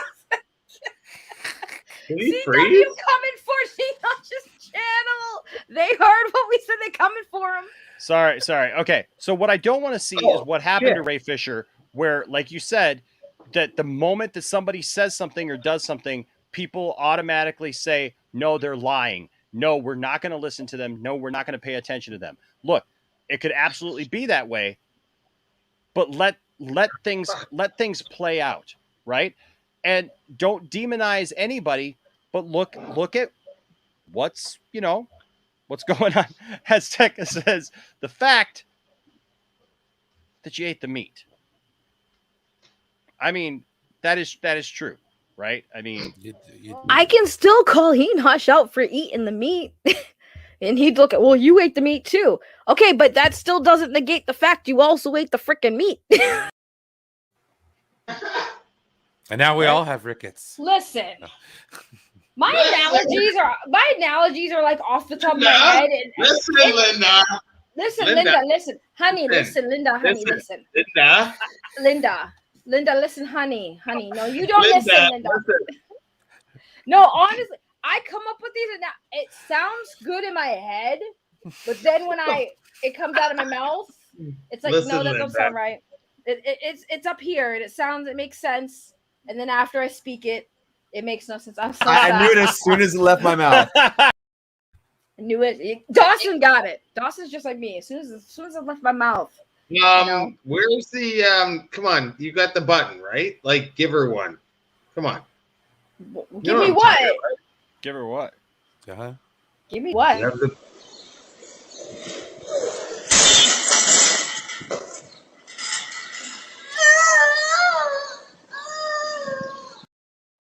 All this money you're making tonight, you know, you need to start giving money to that kid's family. You figured it out. Every time you play that clip, you at least need to donate $1 to that kid's family. Every time you play that clip.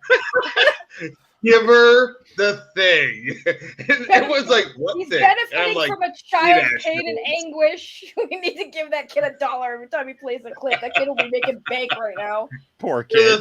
Like, it's a massive thing, and so I want to see his thing. Why not?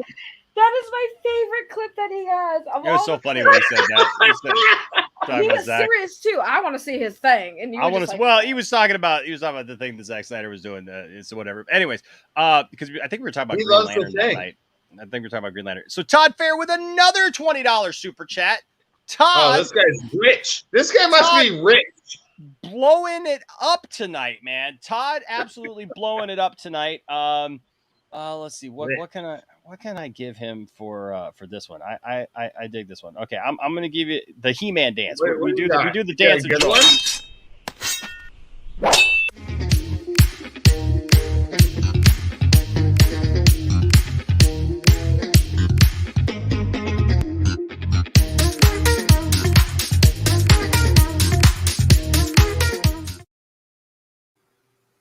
There you go. Todd here with a $20 super. It says, Enosh, I just wanted your opinion. Do you think the Snyderverse is really over? And if there is another Justice League, it will have new characters and a new director. So again, I have not changed. I do not think that it's over. I think that there is still fire in there. I still believe that. I think it's over. I think that there are people who absolutely want it. We know that there are people who want it. The current regime is not going to give it to them.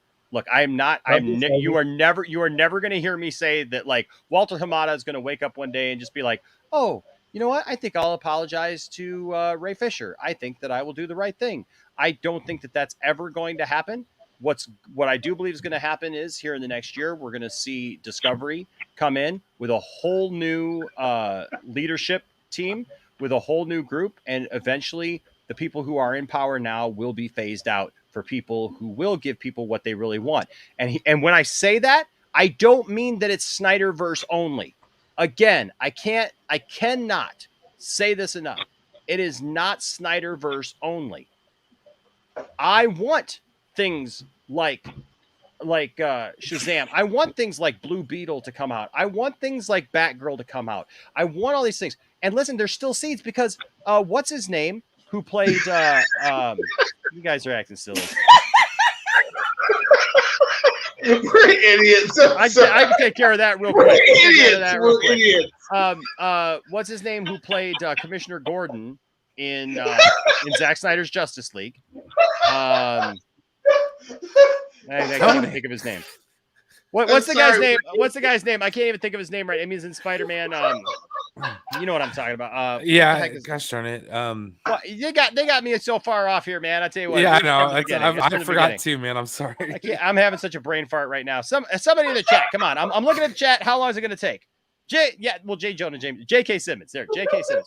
So J.K. Simmons, who played in Zack Snyder's Justice League, he played Commissioner Gordon. He is said to be playing Commissioner Gordon in this Batgirl thing that they're doing on HBO Max. There are still seeds of this, okay? And even in the Flash movie, the young lady who plays Iris West, she did not appear in Joss Whedon's Justice League. She appeared in Zack Snyder's Justice League. She is in the Flash movie. There are all these seeds that it could still be there. I don't want them to do away with everything that they're doing. I don't want them to do away with all these other characters. I don't want them to do away with light fare and brighter colored, characters and all things. I don't want them to do that. I just want Zach to have his story told, like his story done, and then we can go from there, right? Like we can go from there. We could talk about other things. That's what a lot of people just want. The people who are reasonable, that's what they want. Look, I know that there's people out there who are just calling for it. They want nothing but this. Right? They want nothing but just Zach. They want Zach to come back in and take over the entire thing and just run it. And they want all these other projects canceled. That's not where I'm at. All I want when I say restore the Snyderverse is to just restore that portion, and they can do it with the multiverse. So that I do not think that it's over in any way. And that's just that. Now, if there's another Justice League, we'll have new characters and a new director. I will say this. It may very well have a new director, even if it's Zack Snyder's, because Zack Snyder's very, very busy, and he's doing a lot of different things. He's got this first look deal with Netflix. He's working on projects. He's developing projects. Zack may produce, oversee it, and let somebody else do it.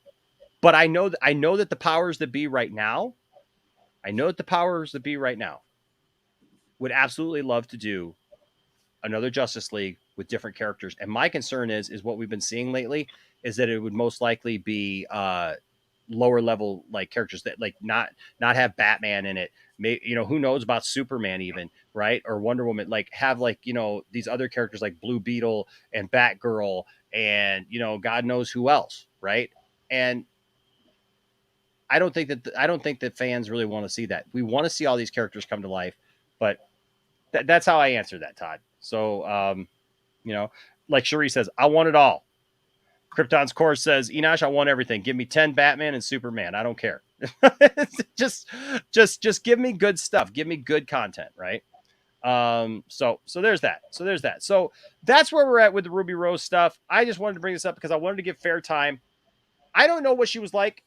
Tony's had some stuff. I would actually love to talk Tony like off off stream sometime about my interpretation or my perception of this is secondhand knowledge from people who've worked with her, and that's it. Nothing from me personally that I've met her personally. No, it's only people that I know that are directors on her shows, who are personal friends and have said certain things that she is very difficult to work with. That's it. You know what I mean? Like, I have nothing that I can tell you personally. Sure. Yeah.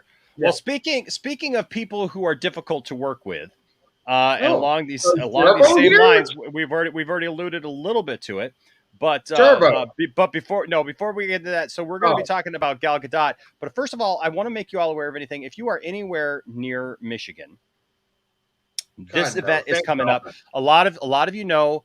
Dawson and I and my family and Anthony was there. Actually, there was a lot of people. Wonder Meg was there. A lot of people. We went to go see Batman v Superman Comes Home in Detroit. We got to watch Batman v Superman, the Ultimate Edition on the big screen, which was amazing. They're doing it again. But not Batman v Superman. They are literally showing Zack Snyder's Justice League in theater on the big screen in Detroit. It's a charity to benefit the AFSP. This is cool. It is November 21st. What day of the week is that? 2020. I don't know. Let me see. What day of the week is that? Thing. Yeah, I got the calendar thing here. I know, guys. Listen. It's a Sunday night. It's a Sunday night. I'm allowed to go to the United States as of the 8th. I can cross the border again. It's a Sunday night. Yeah, well, it's actually right here. It's Sunday, November 21st. From 11 a.m. to 4 p.m. And it's in Birmingham, Michigan, just outside of Detroit. It's very limited tickets. Seating is first come, first serve. This is cool. It's $60, but the proceeds are going to benefit the AFSP. Do we get the whole theater for $60 or no? You get what? Do we get the whole theater for $60? Yeah. Oh, yeah. They've rented out the theater and they're showing Zack Snyder's Justice League. So I'm going to put this in the chat. Okay. I'll pay for that. So if anyone is interested in doing this, I talked to hold on a second here. Can I just pay for it? What do you mean just pay for it? Can I just pay the whatever it costs? Yeah, no, you have to do it through the event. It's actually set up on Eventbrite. Zack Snyder's Justice League. Yeah, hold on a second here. Let's see if I can get that day off. Here's the event. So I'm not sure that I'll be able to go to this. Just because of my current situation, I got to figure out my situation. But great cause. Want to support it. Abdul said this to me. This is going to be a fantastic event. You're going to want to be here, and you're going to want to experience this. Yeah. Cherie, I'm going to try. But I don't. $60. Even if Tiffany and I went, that's $120. We got a budget right now because I don't have another. But I appreciate. Look, what you guys give me for super chats, I really appreciate because that's really going right now to help pay our bills. Here, and so I appreciate that. I mean, literally, when I say you're supporting the lounge, you are literally keeping the lights on right now. Because I'm trying to find something else and figure out what my next steps are. OnlyFans. What's that? OnlyFans. OnlyFans. Just do it. Do an OnlyFans for your beer. Don't listen to her. Listen, what do you mean? He could do an OnlyFans of him eating a banana, and he would make so much money. I'm doing that. Whatever.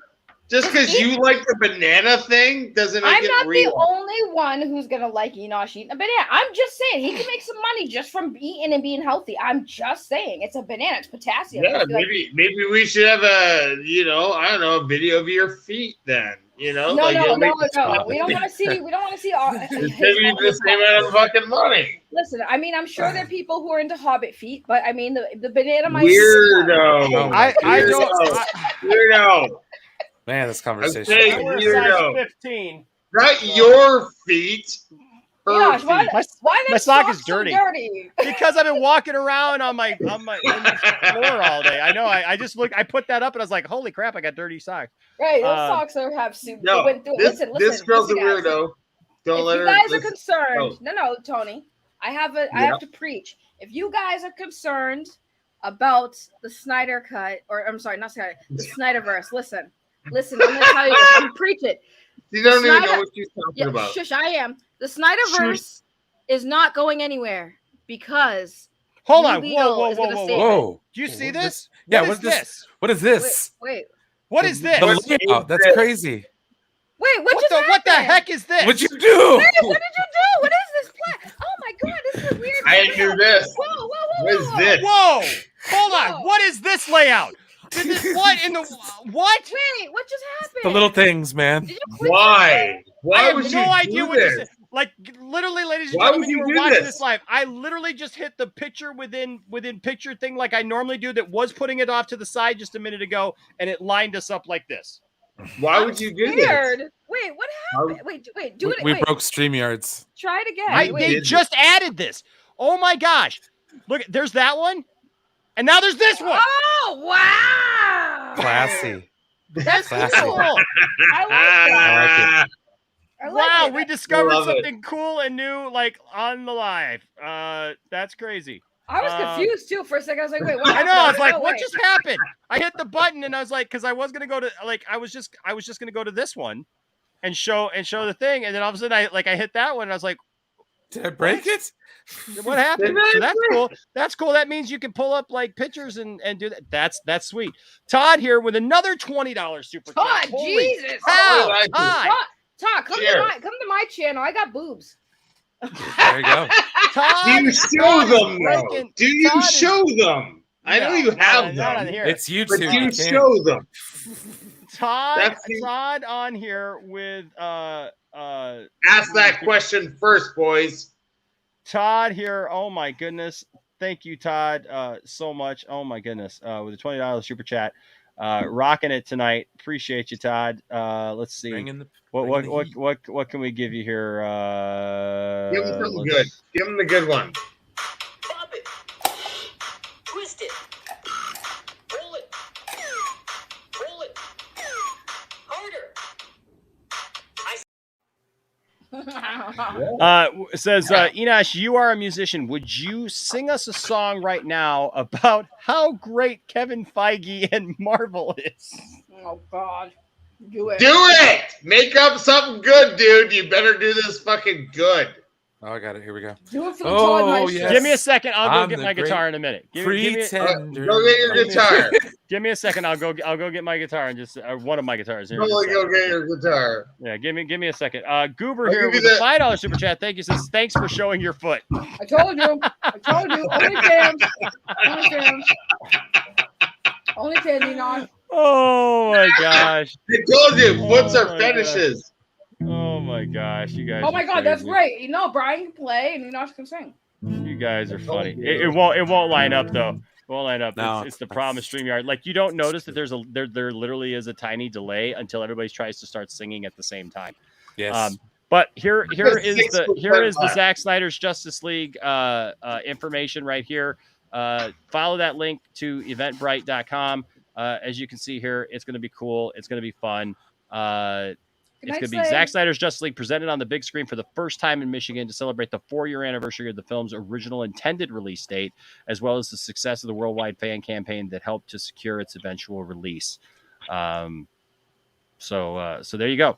So I'll tell you what, you guys. So we're gonna throw to the next topic here, and you guys can start talking about it, and then I'll go get my guitar for Todd, and I'll sing you a little something, okay?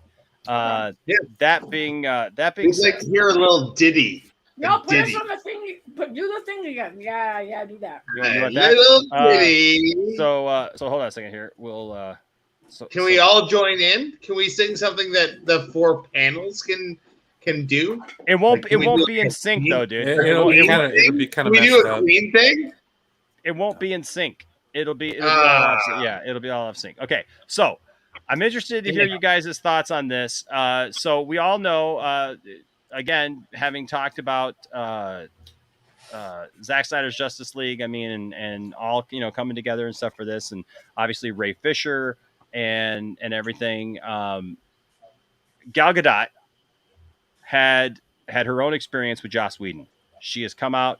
She this is funny. Yeah, I walked out of the Rise of Skywalker and saw an Obi standing there. Yep.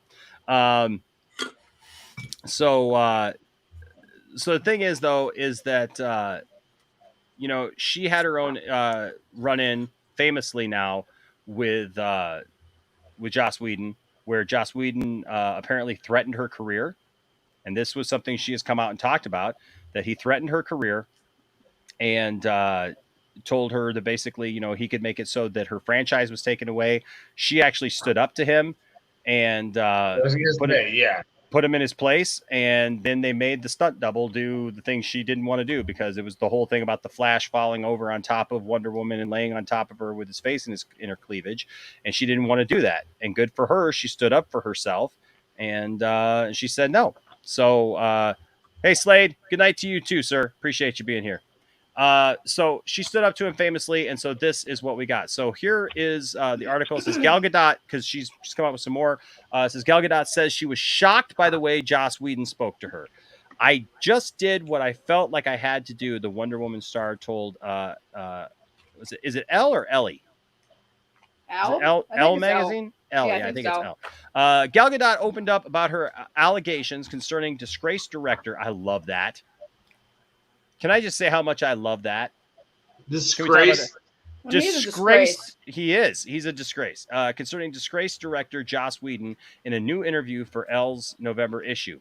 The Wonder Woman star, who appears on one of several variant covers of the magazine's Women in Hollywood issue, said she was shaking like a tree when she finally spoke out about Whedon and the way he allegedly treated her on the set of Justice League. Says here, I must say that the heads of Warner Brothers, they took care of it. Going back to the sense of righteousness that I have, you're dizzy because you can't believe this was just said to you, Gadot told Elle. And if he says it to me, then obviously he says it to many other people. I just did what I felt like I had to do, and it was to tell people that it's not okay. Gadot first came forward with her claims about the director earlier this year during a conversation with the Israeli outlet N12. She said that Whedon kind of threatened my career and said if I did something, he would make my career miserable. She said she handled it on the spot and took care of it. Gadot told Elle that she would have done the same thing, I think, if I was a man. Would he tell me what he told me had I been a man? I don't know. We'll never know, she said. But my sense of justice is very strong. I was shocked by the way that he spoke to me. But whatever, it's done. Water under the bridge. In the same interview, Gadot's Wonder Woman 84 co-star Kristen Wiig praised the actor as someone who is very clear on what is right. Actor Ray Fisher has also spoke out against Whedon, accusing the director of gross, abusive, unprofessional, and completely unacceptable conduct on Justice League as well. Shortly after Fisher came forward, actors from Whedon's series Buffy the Vampire Slayer and Angel shared their messages of support for Fisher and their own experiences of what they described as Whedon's abusive behavior. From all this, look, we know stuff happened on that set. They're all difficult. They're all difficult actors. They're entitled freaking divas. They're all entitled, Enosh. Yep. William. What's up, William? Maggie. Hello, love. How are you, William? I'm doing okay. How are you? I'm good. You don't sound. You sound. I'm doing okay. Are you sure? Boys and girls, wait a second. I have to leave. SK says I have to work this in the morning. layout sucks. It's I have making to me go. dizzy. Bye, Tony. Love you. Bye, Tony. We love you, I love buddy. you guys. Thank you for being here, man. Love Thank you, you for darling. having me again. But we'll see you soon, okay? Bye, All right, baby man. boy. We'll see you, bud. We'll see you. Bye, guys. Bye. Love you. I love Tony so much. Can we keep him? Oh yeah, we keep him. We love Tony. We love Tony. All right. If he can figure out how to leave, I don't think he can figure out how to... There he goes. Okay. I don't know what's SK says this layout sucks. It's making me dizzy. Oh, I'm sorry. Why? Sorry. I mean, Was 'cause something it's spinning? new. It's new. No, William, didn't you It's see just the new new. layout? You notice how we're all No. on the yeah, there was that layout, and now there's the. But see, I like this because it doesn't cover anyone's faces. Exactly. Because like if the I do logo, this, cool. if we do this, we can't see. We can't see William. So, but Right. if we do this, we can see everybody. So it's good. But yeah. So real quick, your guys' thoughts on this, and I'm gonna go get my guitar for that last super chat. But I'll just give you my thoughts, just right off the bat. I'm glad that she's spoken up. I think that it's good that she's speaking up. I did like the fact that she even mentioned here that if it's happened to me, he's talking to others that way too. I think that's important. She, I think she could probably do a little bit more, but I don't know that that she's maybe privy to everything. You know what I mean? So we don't know, but I think it's good that she's still speaking up. What's that, William? She's still making movies with this company, so it's kind of a sensitive thing. You're kind of operating in a snake pit while you're trying to address certain things. So Absolutely. it's got to be difficult to even do as much as she has. Right. Well, my thing is like all this stuff about these actors coming out. It's like people question it. They're like, we need proof, and I'm sitting here like, how do you prove a physical encounter or conversation? Like people aren't walking around with their phones recording everything, expecting to catch something. Like it's hard. It's hard to prove these things. Well, not only that, but like you said, it's all in perspective. It's like if I perceive something as an affront and you don't, you know what I mean? Then at that point, I suppose it is a bit of he said, she said, but to just outright dismiss what the other party has to say, that just doesn't make any sense to me. Right. And that's where I have issue with this. It's right. Like, and it's like, how many actors have to come out and say there's been mistreatment for people to be like, okay, something's wrong here. Like Ray Fisher came out and everyone gave him so much crap. And then what happened? Other people spoke out. And then some people were like, okay, well, maybe there's some truth to it. But it's like the fact that it has to get to that point. Like Ray Fisher is like, I know he's been acting for a while and doing like, play like stage stuff in theater. But this was his like first probably like major big role. Mm-hmm. Okay. Yeah. And for him to have being fresh into this industry like this and being like, I already know this could ruin my career. This could ruin my career for future like TV and movies for me. And he still came out. He took a big risk. No one gives this man any recognition for that. And it pisses me off because it's like, y'all don't give any of these actors, like Ruby Rose, she had one big role, Orange is the New Black. That led her to get other roles. And like I said, when actors, especially these new actors, when they're coming out risking their career and their future by speaking out, why aren't people taking that maybe a little bit more seriously instead of doubting these people? What these people have the most to lose than anyone. These people have the most to lose. Ray Fisher could have got blacklisted in Hollywood. We know the blacklist is real. Yeah. So why can't anyone just be like, maybe they're telling the truth instead of just assume, oh, we need proof. We need proof. We need details. Bro, he just started off acting. This is his big first major role. And he took a risk coming out. No one gives that man any credit for that. And that's True. what makes me angry. Yeah, No one 100%. gives credit. Same with Gal Gadot. Gal Gadot, she's had a pretty decent resume, right? But again, when these actors come out, they are risking their career and future work. Yeah. When they so again, when people really get down to the nitty-gritty, these people have the most to lose. So when they come out and say this stuff, they're the only ones losing at the end of the day. And we, as they're saying this to us, so we are aware. Because remember, back in the day, and William, and all of us here, for the most part, if you were alive back in the 90s before social media was a thing. Yeah, we didn't know none of this stuff. We never heard any of these things because we didn't have access to the actors or the directors. Let me tell you right now, back in the day, I can guarantee you, none of us remembered or knew who the directors were on these movies to that degree. Like, we might have seen them like, oh, this person making this movie. But did we care who they were?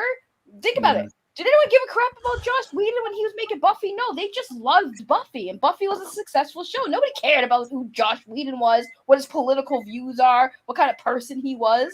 Nobody cared. We were just there to watch the entertainment. Now we have access to these people. Now we get to see what their political takes are, what their stances are, how they feel, because they put it out there for us. And then what do? We judge them, right? Yeah. We judge them. No, you're not wrong. And I see Krypton's comment, Saggy, not when they feel entitled. I don't believe her. I'm sorry. Who feels entitled? Here's the thing, Krypton. You know who's entitled? The people making these projects that we're watching, the people who are making the TV shows and movies you're enjoying, they're the ones that are feeling entitled because they feel like because we hired you, we're paying you, we're giving you this big opportunity and making you a bunch of money, we can treat you a certain way, and you have to shut up and just take it.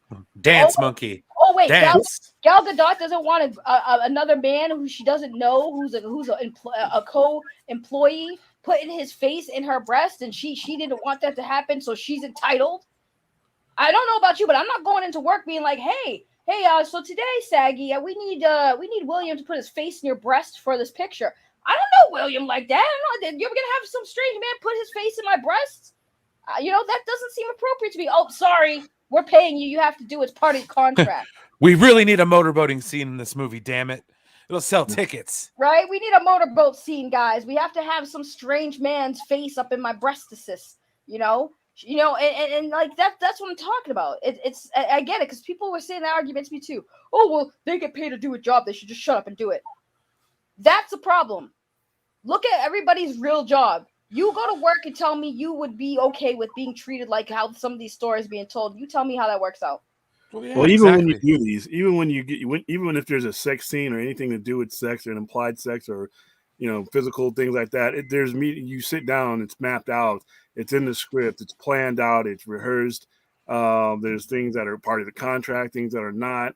There's a way that it's handled so that everybody that is on the set is comfortable. If anybody's uncomfortable at that point, other than the actual fact that they're doing it in the first place, then that means that somebody's wrong. That means it doesn't need to be done. But the problem here that Warner Brothers has is that even if I don't believe one word Ruby Rose said one way or another, even if I didn't, there's enough of a pattern here to where I can determine the probability is to the point at this point I can't give them the benefit of the doubt anymore. And the people who really, really need to press I say it all the time, either an investigation or removal of the people, this entire structure, is the people that are going to inherit it. Do you want to inherit this? This is a mess. This is a mess that can't function anymore. It's a mess that can't function professionally, and it's a mess that can't function on content. Right. All right. Are you ready? No. Are you ready? All right, here we go. Is that okay? Yeah. That sound? Okay. I want to make sure I'm not blowing anybody out. Remember the last time I tried to do this, Brian, I didn't know that I was all distorted because I had it plugged in and everything, and I didn't know that my guitar was all distorted and, acoustic guitar with distortion. It was kind of weird. Okay.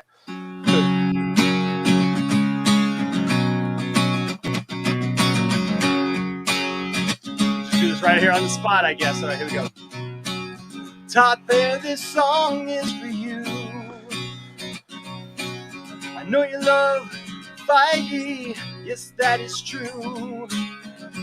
And even though that's where it's at, thank you for the super chat.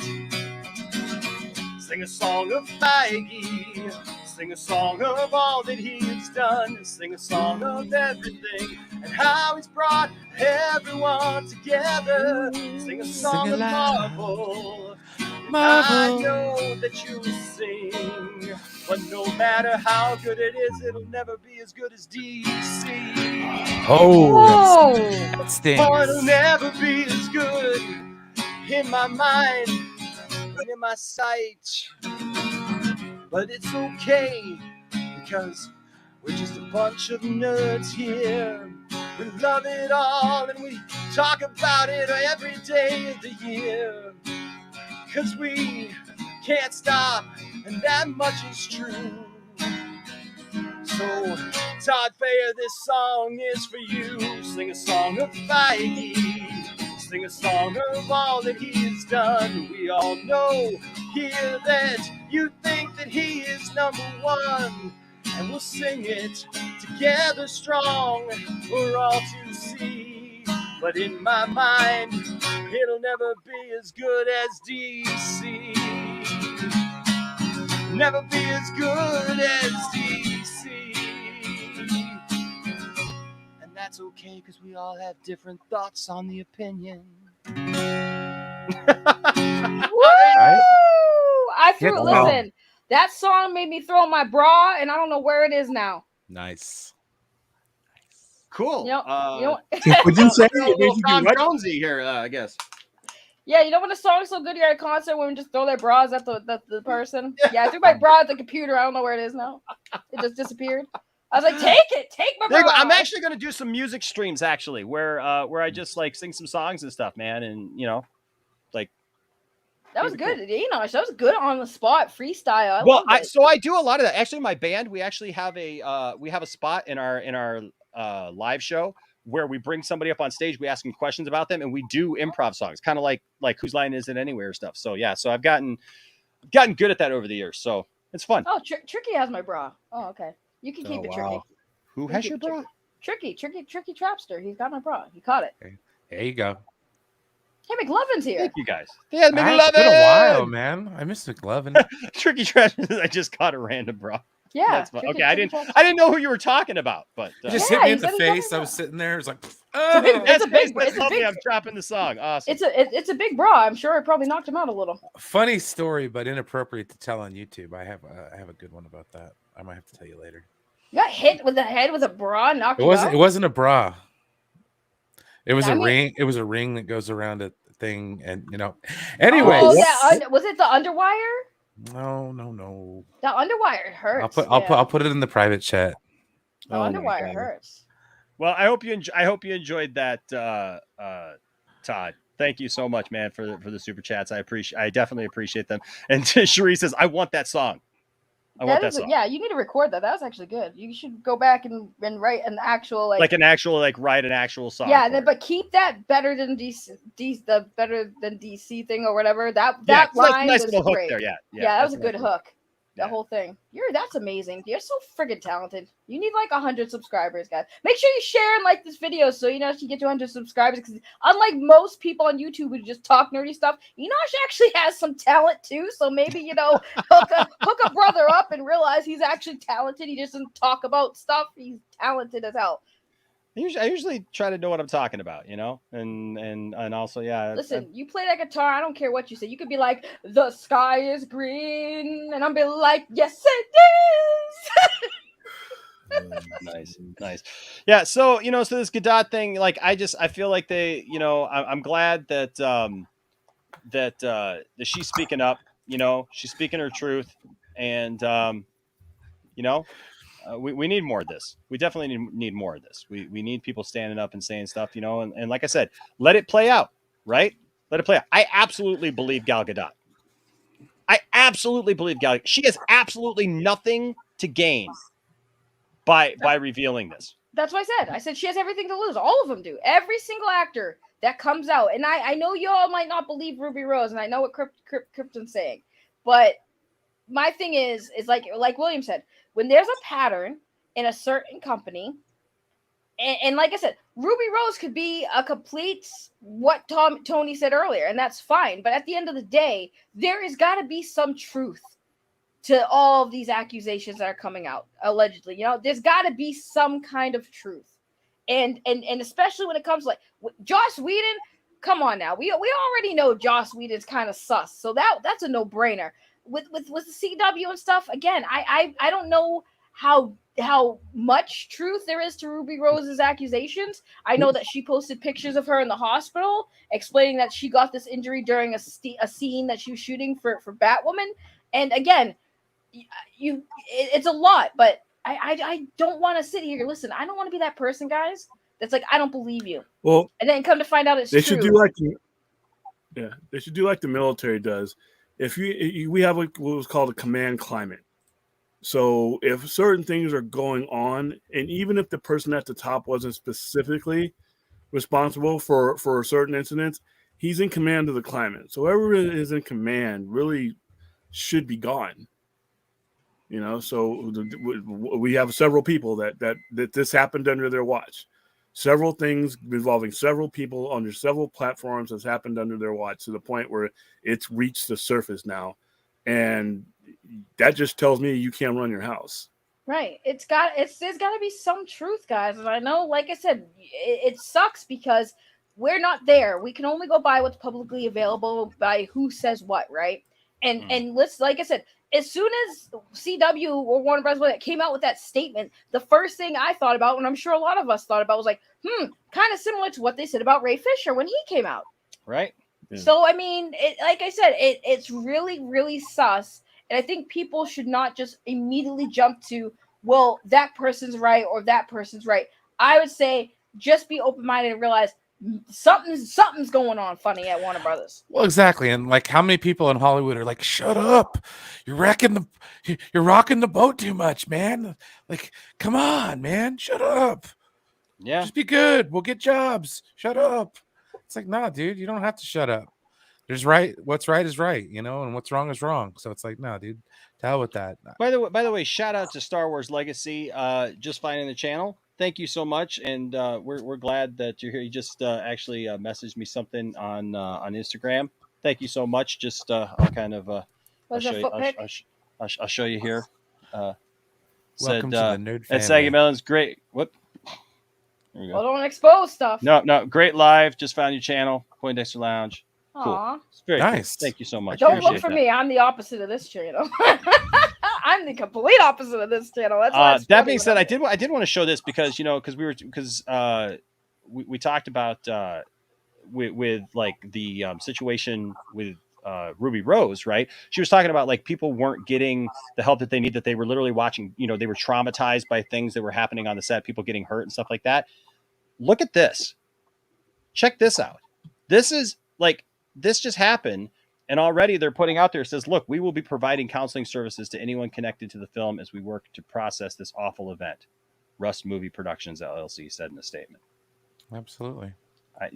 That's how you do it, right? I mean, that's how you that's how you take care of it. And that's I think that's very important, and I like to see that. And I just want to see accountability, right? Isn't that what we talk about? Accountability over entertainment, right? It's greater than entertainment. And so, hey, we stand with Ray Fisher. Accountability over entertainment. Absolutely. We love Ray. We love you, Ray. We love you, Ray. We love you, Ray, man. I love you the most. This isn't going to happen from a fans. Fans aren't going to make this change as far as that. As much as I support all these guys and I believe all of them, these guys, it has to come to the surface in a way that puts pressure on them in regards to investors and things like that. People wanting to be associated with certain content. Got to hurt the bottom line. Yeah. Hashtags really aren't going to do anything with this. It's got to be the corporate structure. So look, I agree. Look, the hashtags may not do anything necessarily for the corporate end of it. Okay. Public, though, is a little different thing, because I think that every bit does help. I think that bringing awareness to things, I think the hashtags are not going to do the thing that people think it's going to do. That maybe that's going to like change the corporate structure, and corporately people are going to wake up one day and go, oh yeah, we should have been doing this, right? Like I don't think that, but I think normal people don't use Twitter. Yeah. But you know what? More and more people use Twitter, and I'm amazed. True, I'm amazed because, listen, I was a person just a year ago. I hated Twitter. I didn't want anything to do with Twitter, right? And now my son and I were talking about this. Landon was the same way. He hated Twitter. He didn't want to even use Twitter.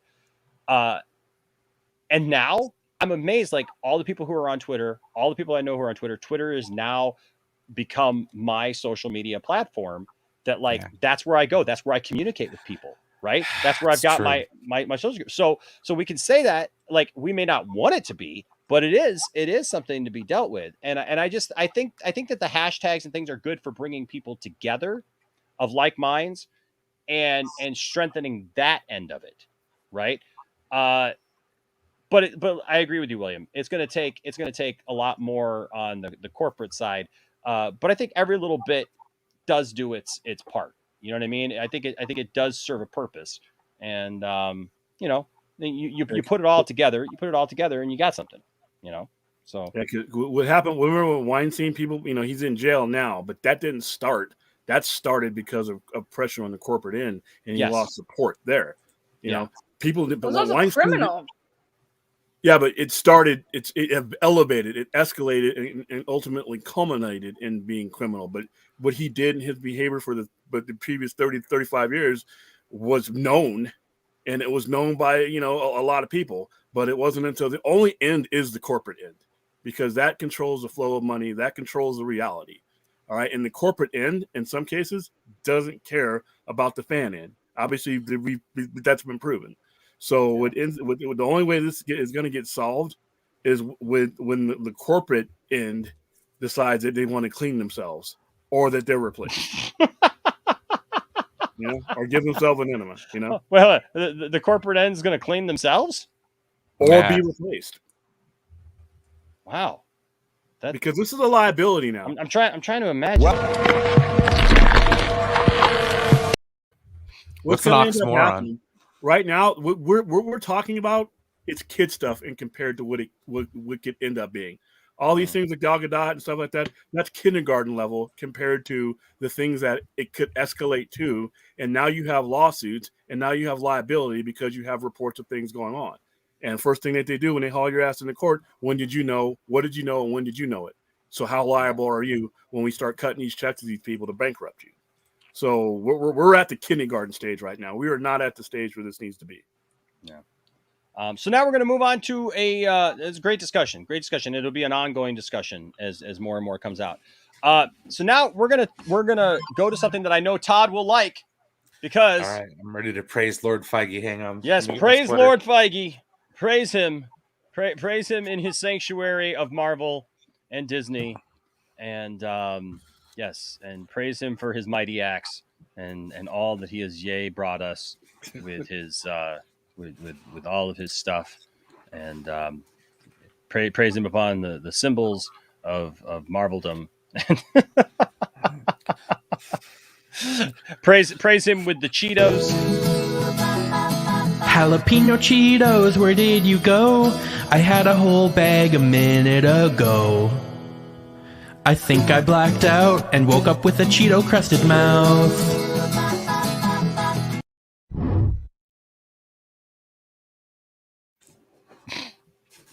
Okay. Yes, bow down to Fiege. Everybody, yes, we pray to Lord Fiege. Okay. Well, but Andrew, yes, maybe, but like if we mentioned Tobey Maguire, man, if we did like a whole story about Tobey Maguire, dude, you'd be like all about it. You'd be all about it, dude. Begging to be on the stream. Leave him alone. He likes boobs. All hail Lord Fiege. Huh? What the hell? What does that? What does that have to do with Tobey Maguire? No, I said Todd. Todd likes boobs. He likes Feige. Okay, so here's this story right here. All right. Todd says the song should have been Kevin Feige is a genius and Marvel is a million times better than DC. But I only sing the truth, man. I love it all. So. Do you? Andrew says funny that Enosh, that's a different story. We're just keeping it on the level, right? I'm gonna play 50-50 here, bud. Okay. Exactly. Feige melons. Oh my goodness, Rhea, where are we going with this? Okay, so yes, with Cheetos. Where it is? Okay, Venom 2. Kevin Feige breaks silence on the massive post-credit scene. Look, if you haven't, there's gonna be spoilers here for Venom 2. If you haven't seen Venom 2, sorry, spoilers. Spider-Man shows up at the end on the TV. Venom ends up in the MCU. We know that he's going to somehow probably have something to do with Spider-Man No Way Home. And they've, it's a hotly contested thing. RJ is not here to get into this. Oh, dang it. I still haven't seen the movie yet. No. I haven't either, but I already knew the movie's been out now for almost a month. Okay? I haven't seen it, but honestly, I don't care about spoilers. The devil, you say... Giving you a hard say time. His name. Oh, there you he say is. His name and he appears. There he is, right there. You can almost smell him. No, I'm just kidding. Yeah, you smell him. He stinks. He stinks. I'm so kidding, RJ. Don't take that the wrong way, my bad. The thing is if you give a super chat, RJ will sing as well. Somebody come get her. She's dancing like a stripper. Hey, somebody come get her. She dancing like a stripper. That is so creepy. Facts. I love it. Yeah. I gave spoilers, but so because we can't talk about this story without talking about that. So let's just be, frank. Okay, so Feige has finally talked about that scene though, which I think is very important because like there's been a lot of speculation. RJ, William have gone back and forth on this. Apparently, they got a bet on this whole thing and how that's going to work. Who knows? But it says here, while Marvel post-credit scene talk is dominating social media, Kevin Feige himself has opened up on one of the Marvel Cinematic Universe's most memorable teasers as of late. No, not the leaked Eternals scene that made its rounds online. Did you guys hear about that? Yeah, I don't want to see that yet because I'm going to see the movie next week. No. Do you know what's in it? Did you see what's in it or who's in it? No. I'm surprised because what's weird about it is it's like it is a spoiler as far as like the character himself and who's playing that character, which I'll be honest with you, like when I saw it, I was like, oh, okay. Like, is it earth shattering? I don't. The character is cool, like the character itself. I'll be honest with you, William, is cool. It feels like it's a little too late for that character. You know how like we know Adam Warlock's coming. Put it in the private chat. Put it in the private chat. You know how we know that Adam Warlock is coming now, right? But like you mentioned the fact that Adam Warlock showing up now after that, right? So this character is showing up. I'm interested to hear and played by a certain person. Oh God, what's his name? What's the dude's name? Oh my gosh, hold on a second. I'm gonna have to look it up because I am having a brain fart tonight. Here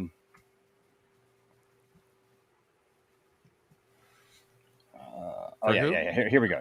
No, I got it. I don't want to say it out loud because there's I just looked it up. No. Yeah. What?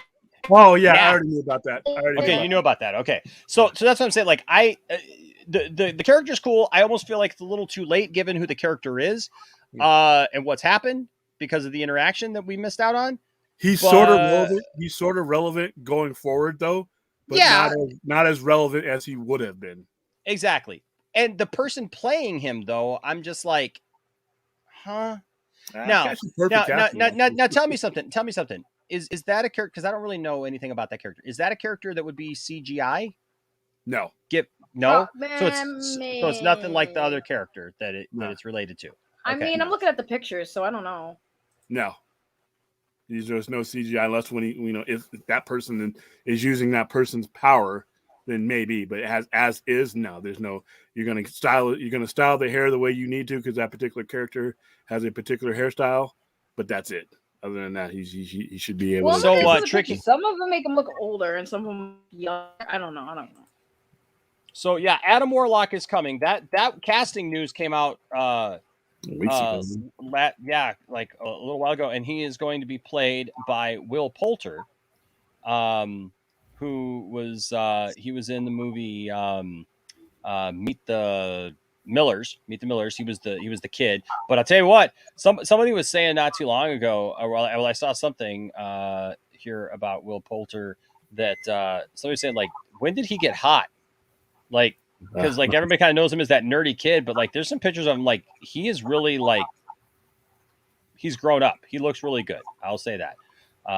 And so that's like not even a spoiler at this point. That's who it is. But this other character.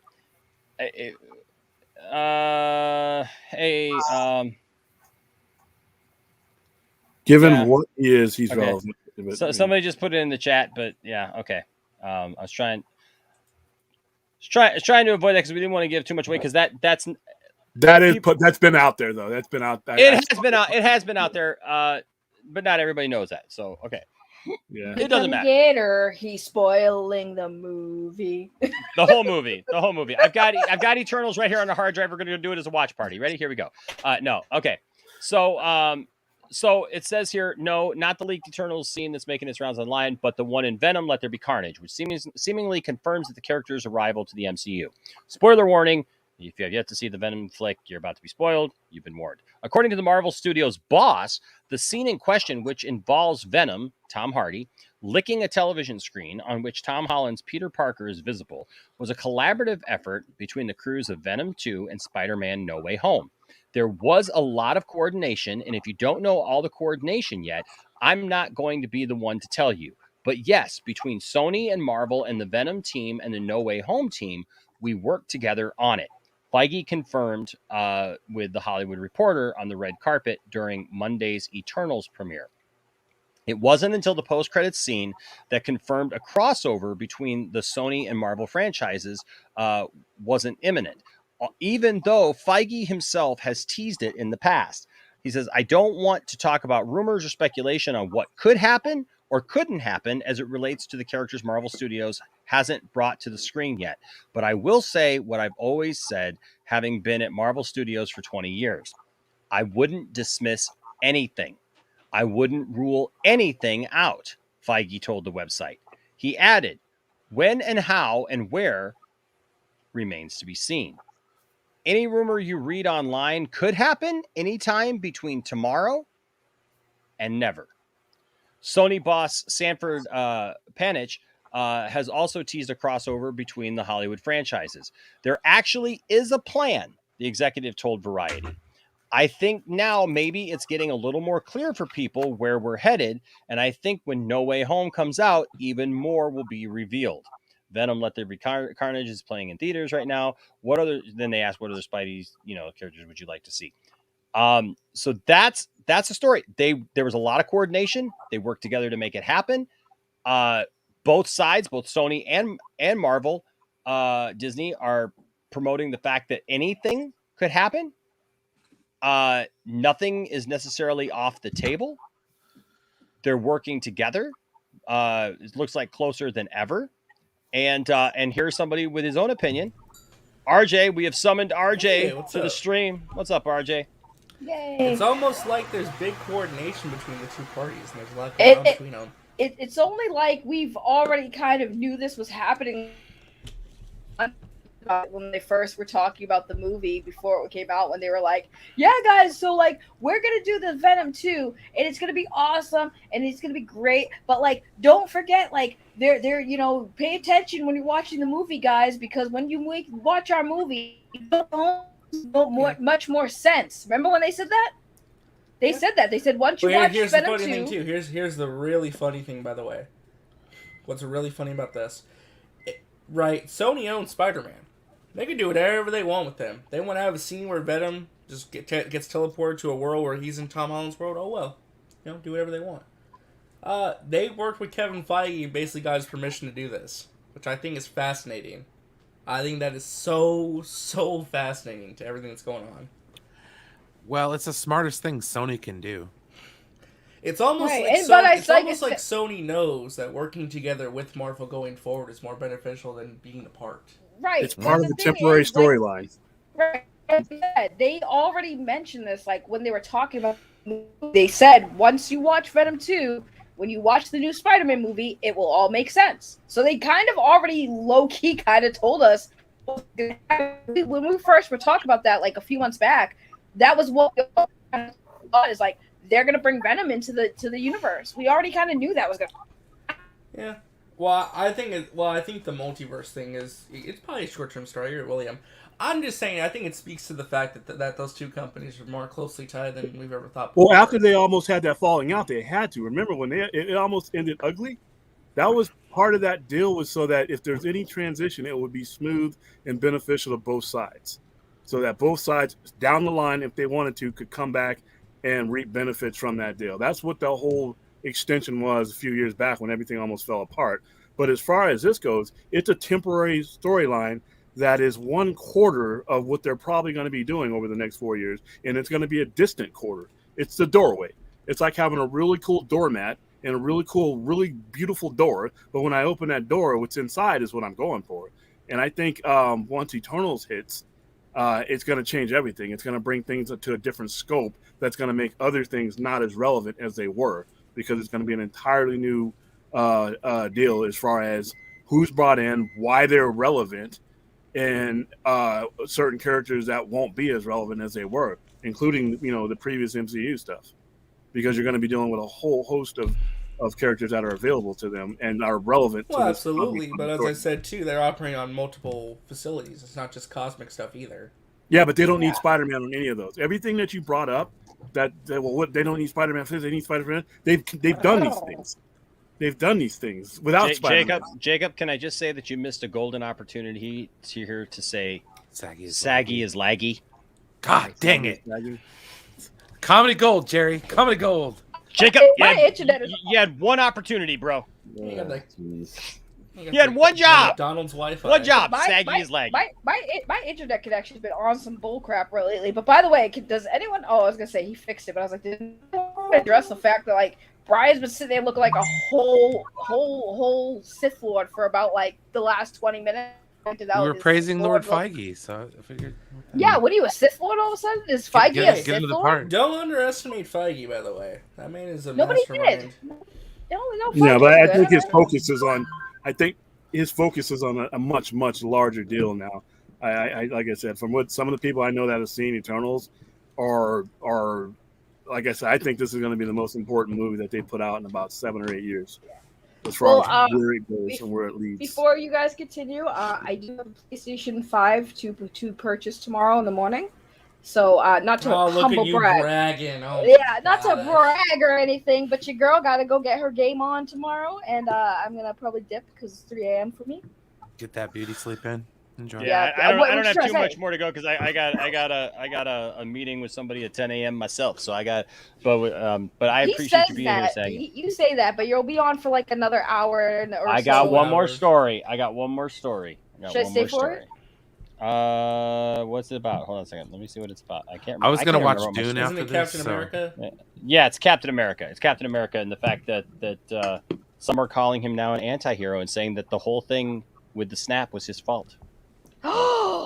No. By the way, side note while he's pulling that up, if you guys are on Netflix and didn't realize, all of the DC TV shows, all the new seasons, Supergirl, Legends of Tomorrow, all of those seasons just released. So if you're not caught up and you don't have cable and you rely on Netflix for all your DC TV If shows, you're a glutton for punishment, go and watch them. Yeah, some of those shows are really bad. Yeah, some of them are getting bad. When I take over, I'm blowing up the CW. So. Characters are going to get wiped out. Thank you, Robo Saggy. We appreciate your insight on Netflix. Thank you. That would be Every dead body on the top of Mount Everest was once a highly motivated person. So maybe let's just calm down. Okay?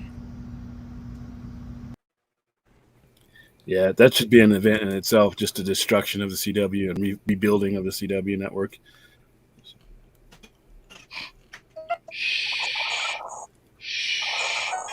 We're restoring the Snyderverse.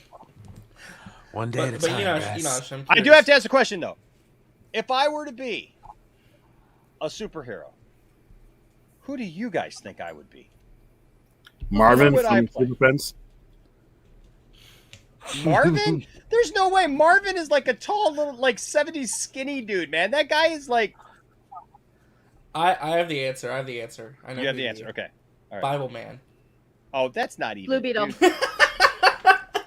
Dude, I can't even watch Bible Man. Hey, you would be Gleek. Tough man. There's not. I appreciate the Superman. I just don't have the chin. I don't have the jaw. Someone said Howard the Duck. Oh, that'd be perfect. You know what though? Star-Lord? No. What is he gonna pull out? What is he gonna pull out? I don't know. You know what? My wife. Oh, my wife messed up my whole area. She like cleaned this all up for me, and like I couldn't find anything the other night. So like, is that in there? I always have a copy of Howard the Duck. Right here. That's a damn shame. Lovely at Thompson. Do you have a trash can there? She's still fine. Oh, she's absolutely. So, well, this is. I'm getting all donut man. Donut man. Donut Superman. Blue Beetle. They want me for blue. Okay. Guy Gardner. That was interesting. Batgirl. Oh man. See, not a superhero, a Superman villain. A villain. Yeah. It's a villain, Toyman. But I like it. It does fit me. Like if I could make like somehow a Snyder cultist leader, man. Poindexter Man. The dude. Spider-Man Enosh. Fat Gum from My Hero Academia. Oh, Fat Gum, yeah. Fat Gum. I don't know that. I don't know who that is. He basically intakes a lot of calories, then he uses all of his fat into his punch to make it super powerful to where he can knock out people one punch. And then he's just a normal sized dude. What the hell? Okay. Thor. He's a cool character, though. He's a cool character. Mr. Mix Spitlick. Oh, no. Mr. Mixelpick? No, that's not even a superhero, is he? Mixelpidlick. Or we just call him Mixelplix. But I like this Mix Split Lick. Plastic Man. Listen, I'm going to say this, and I do mean this. I mean this from the bottom of my heart. Plastic Man, I know there's been a lot of joking about Plastic Man over the last year or whatever, and I know that there's been some things that have happened with Plastic Man or whatever that like people aren't happy with. Plastic Man, people are sleeping on Plastic Man. Plastic Man can actually be a great character. I was watching, have you guys seen Injustice yet? No. Okay. I saw Injustice. Plastic Man plays a great role in that. And like, I actually really enjoyed him for the time he is. He's in he there. was I cool. know He was cool. He you know, he stands out. I know he's weird, he's quirky and everything like that, but I'm just being honest with you. I like Plastic Man. I just got this Plastic Man action figure, in fact, and I like Plastic Man. Whatever. But back to this story. We did lose Saggy. Yeah. Well, what do you think, Enosh? What do you think about Flaggy saying they planned it out? Look, I agree. Well, look, they even talked about the ambiguously gay duo. They're ambiguously gay. They're ambiguously gay. Oh, what man. are you all looking at? Nothing. Oh, that's funny. Okay, so classic SNL. Yeah, so I RJ, I guess I would say this. I totally buy that. They were even talking about how a couple of weeks we did a story a couple of weeks ago where they were saying that Spider-Man was actually supposed to originally play a bigger role in Venom. They might have made him like a main player in the story, yeah. Which I think they should have, but whatever. But he was originally supposed to do that. He's supposed to play a bigger role. I would take the Tick. I would Spoon. I'd do that. But yeah. So I buy it. I'll be honest with you. I'm split. I feel like they could go either way. Like they could either take Tom Holland over to Sony and like do a whole Sony run with Tom Holland, like use the MCU to spin it out to project it and like spin it out over to Sony so that it can do its thing for a while they develop like all these other characters like the Eternals and Fantastic Four and X-Men and stuff, because that's going to take a lot of focus, right, for all those characters. And if you got Spider-Man in there taken away from that focus, I don't know that, like, what I mean, like maybe have him show up a little bit, but like if Spider-Man's a huge focus, it's going to take away from that. But maybe spin him out, like be able to bring in Venom, bring in all these spider characters and everything, spin him out into the Sonyverse where he can take on Morbius and Venom and Kraven and Scorpion and whoever else, and do that. And I think that could work. I could also see, I think it's a little easier to do that part than it is just all of a sudden start bringing in all those characters from Sony over into the MCU. Because I don't think that all those characters, I mean, RJ, you tell me, I don't think that all those characters make sense being in the MCU as it stands now. No, here's the thing what they're doing. With No Way Home, those villains are not the MCU versions of those villains anyway, right? They're just coming in for one movie, coming in to say hello, and then dipping out. But dude, I have a problem with that though, because once you introduce all these villains from all over, you like never introduce them again. especially the legacy ones, man, that we've already seen for years, like Green Goblin. If you're bringing in I Toby's, think if they do like the Norman Osborn, if they want to use them as like to do storylines in Secret Invasion, or if they want to do stuff with like Dark Avengers, Secret Raid, and all that stuff, they could do something like that. I don't know. I don't know what they're doing. I just don't think it's. I think they're going to keep working with Marvel. That's the thing. No matter what happens, they're still going to be intrinsically tied together at this point. I think they will continue to work with Marvel, but not on the broad basis that a lot of people. There will be a door that's open. There will be like Khrushchev and Kennedy had a hotline, so when we need something from one another, we can make that call. But I don't think they're going to be, riding in the sidecar with each other, because where Marvel is going with their storyline, some of these characters, not every character that was relevant in the previous phases, including Spider-Man, is relevant where they're going. Where they're going on a level that is nowhere near what they were doing, and not all these characters fit, and you only have so much screen time on both your TV and your cinema, to add these characters. And you saw towards the end there, things got a little bit cluttered. It worked out, but it got a little bit cluttered.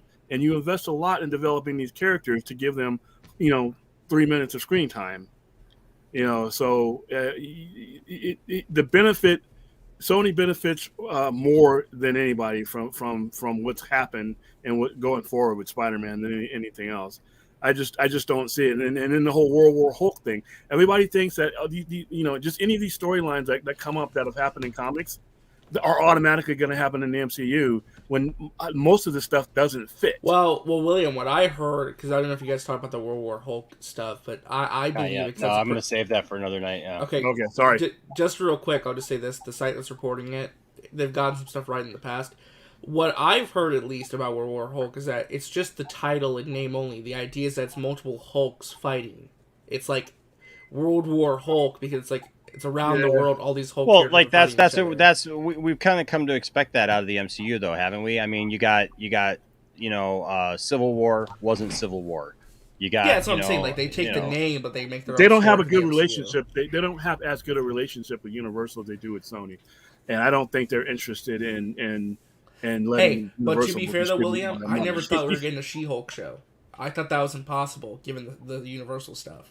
So.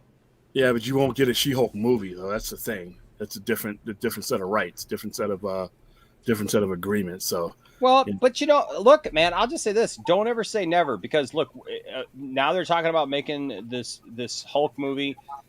There's a lot of dude. If you would have told all of us that we would have had Spider-Man in the MCU, nobody thought that was even possible.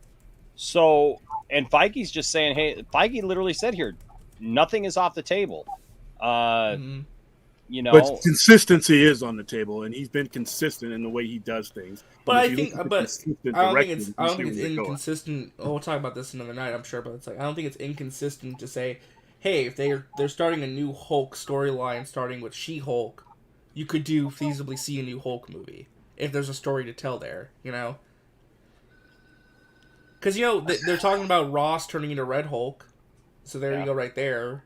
Red She-Hulk. But a lot of this Hulk. stuff was talk too. Even if it's coming from credible chatter, it's still talk. It's still chatter that when you start putting the logical pieces together and words. I know Mark Ruffalo said he wanted to do another movie. He's been pitching there's a lot of that for years. They want to do a lot of things, but nobody's going to say no to work. But I think they're going to have to do something with Hulk, though. They're going to have to do something with Hulk eventually. Other than Lucify, I hope they do a better job with World War Hulk. That's like brutal Hulk. You're getting like classic. But World War Hulk, if you're gonna do World War Hulk, do it right. And if you do World War Hulk right, it's huge. It is a huge storyline that does not fit anywhere right now. I say do it, but where does it fit right now? You know what I mean? I mean, you got this huge thing that you're about to do. Who's giggling? I thought Saggy came back. It's my nephew. Oh, okay. I'm like, wait a minute. It's actually Saggy. Saggy invaded Brian. Saggy's with Brian. Wow. Okay. Go to Avatar. That would be a good movie right there. Kraven versus Predator. Ooh, yeah, you have to get. Yeah, it depends on who owns the Predator rights by that time. Wow! Breaking news: Jose is the first person that I have seen, honest to God, and I'm not being facetious here.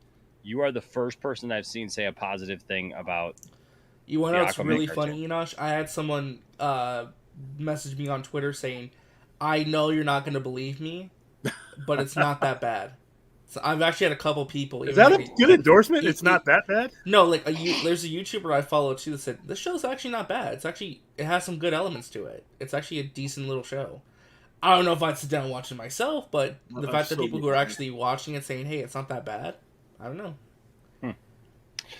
Sarah here. It's Sarah this time.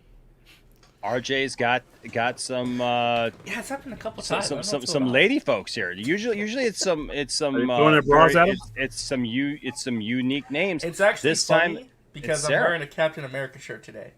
Check you out. Hold on. Yeah. Let's pull him up here. Look at this. Yeah, RJ always with the nerd fashion. Let's get this off the screen here so we can see the full. Oh yeah, look at there. Yeah, I like this shirt. I got a little Funko action there. Yeah, it came with a little Funko. It was cool. I liked it. I think it's a The Target first or something. Avenger. Yeah, The first Avenger. Nice. Yeah. Very nice. So thank you for the 6. What is that? That's MYR. I have no clue. I've never seen that currency before. Well, it's different because usually when people ask about your t-shirts, it's like in rupees, I think. So no, I think it's always been MYR. I think. No, it's been in rupees because it's the little squiggle thing too. So I don't know. It's a couple different. Maybe I'm wrong. I don't know. Who knows? Global phenomenon. What the hell? It's Everyone Sarah. likes seeing my t-shirts apparently. They do. I mean, like I'm wearing a Zan shirt from Wonder Twins. Yeah. Tiffany has the Jaina. Oh dear Lord! Cold outside shirt. What? You got so cold in there. What? I gotta clip that. I have got to clip that.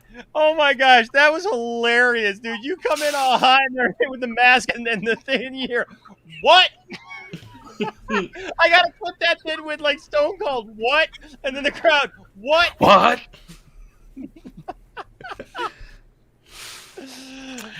Patriot Dust has a Boba It's Cold Outside shirt on. Oh my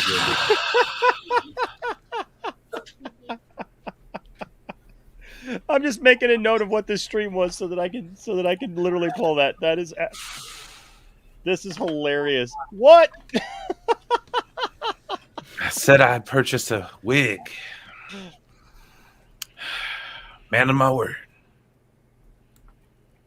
Let's see, we were at 247. Yeah, 247. What? I gotta somehow get that. That's awesome. That was fantastic. That was fantastic. Yeah, look, at the end of the day, I think with this, Feige knows what he's doing.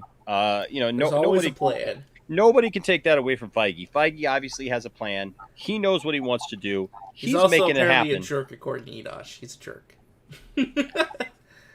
All I said was, I know. I know. But for anybody who didn't know what that's about, he's a shrewd businessman, and I would not put it past the fact that because they always publicly say, "Oh yeah, there's no rivalry between DC and Marvel," and like we don't like. When you start to see the way that they switch these move these movies around strategically. What has been going on with the Flash? What has been going on with the Flash? The Flash has been a very hot button movie, right? And the thing is like they've literally started to gain some momentum. I don't know that they've continued that after Fandom, to be honest with you, but I think they might have hurt their momentum a little bit. They might have hurt the momentum a little bit, but they were gaining a lot of momentum with the news that was coming out between Michael Keaton, Ben Affleck. The whole thing was like chugging right along. And then literally Marvel moves their whole slate around and literally puts Black Panther 2 right up against it. A movie that we all know is going to be one of the most, even with Chadwick not in it, it has made it, I think, more anticipated because people are all wanting to know what the story is. How are they going to do this? It's not a rivalry. It's them not respecting what DC's doing, because if DC Films doesn't respect their own product, why should Marvel? Well, couldn't you argue though that because they kind of moved Doctor Strange away from the Batman, and that maybe that's a sign that, hey, we recognize that movie, we don't want to put another movie against that right now, I don't think the Batman scared them at all. I don't think that I'm not saying concerned scared. Maybe they saw. No, hey, but I mean, concern them or anything like as far like I don't think that was a respect move. I just feel that like they shuffled their lineup for the reasons that they needed to shuffle it up to for production production times and stuff like that, and then also with the concerns over the possible strike, and then but then it's like that 1-2 punch. They absolutely knew what they were doing with that. Oh yeah, and I mean 187 brings up like, and we talked about it earlier, and then I saw somebody, maybe was it you 187, or I saw somebody say something about it may not have been 187, but said like, hey, Marvel's over here putting Superman in movies. That's one more movie than what DC is putting. Superman I think I in. said that. I think I said that. Well, it's actually they name drop Superman and Batman. They talk about them. Did they name drop famous characters in the world? Yeah, they established that Superman and Batman and DC as a whole exist in the MCU. And actually, they talked to Chloe Zhao about that and said, Superman and Batman kind of exist in modern mythology. So he doesn't.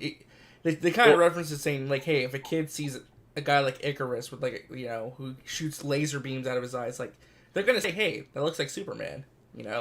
Like why ignore that? And it also happened in Spider-Man back in the day with Tobey Maguire. Like Aunt May says, you can't do it all, Peter. You're not Superman. But Superman has become much more than just a comic book character. He's a figure of speech at this point. So I don't, and that to me, that makes sense that he would come up in a superhero movie because as far as compatriots go, there's really not a superhero genre without those two characters coming out when they did. Absolutely.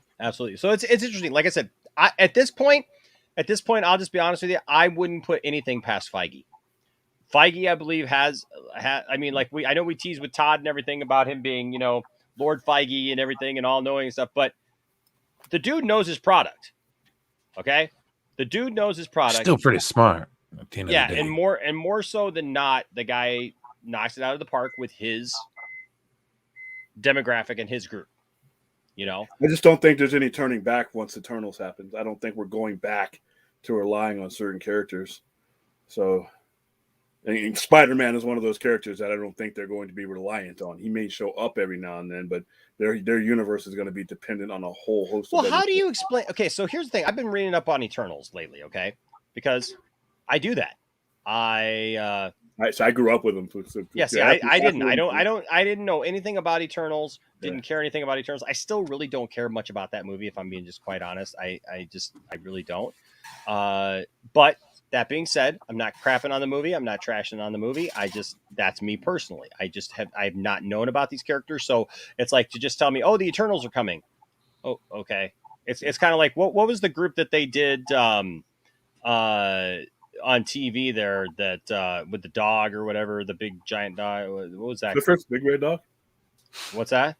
Clifford the Big Red Dog? No. Back in the day that they did the crossover with Agents of S.H.I.E.L.D. and everything. Oh, Inhumans. Inhumans. I don't give a crap about Inhumans.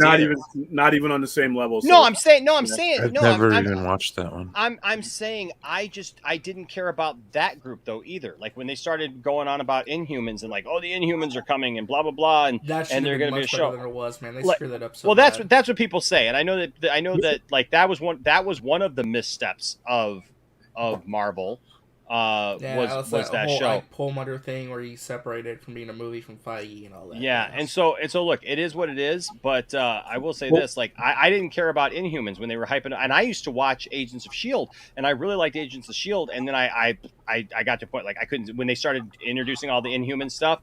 I totally zoned out and I stopped watching the show. Now, same thing with Eternals.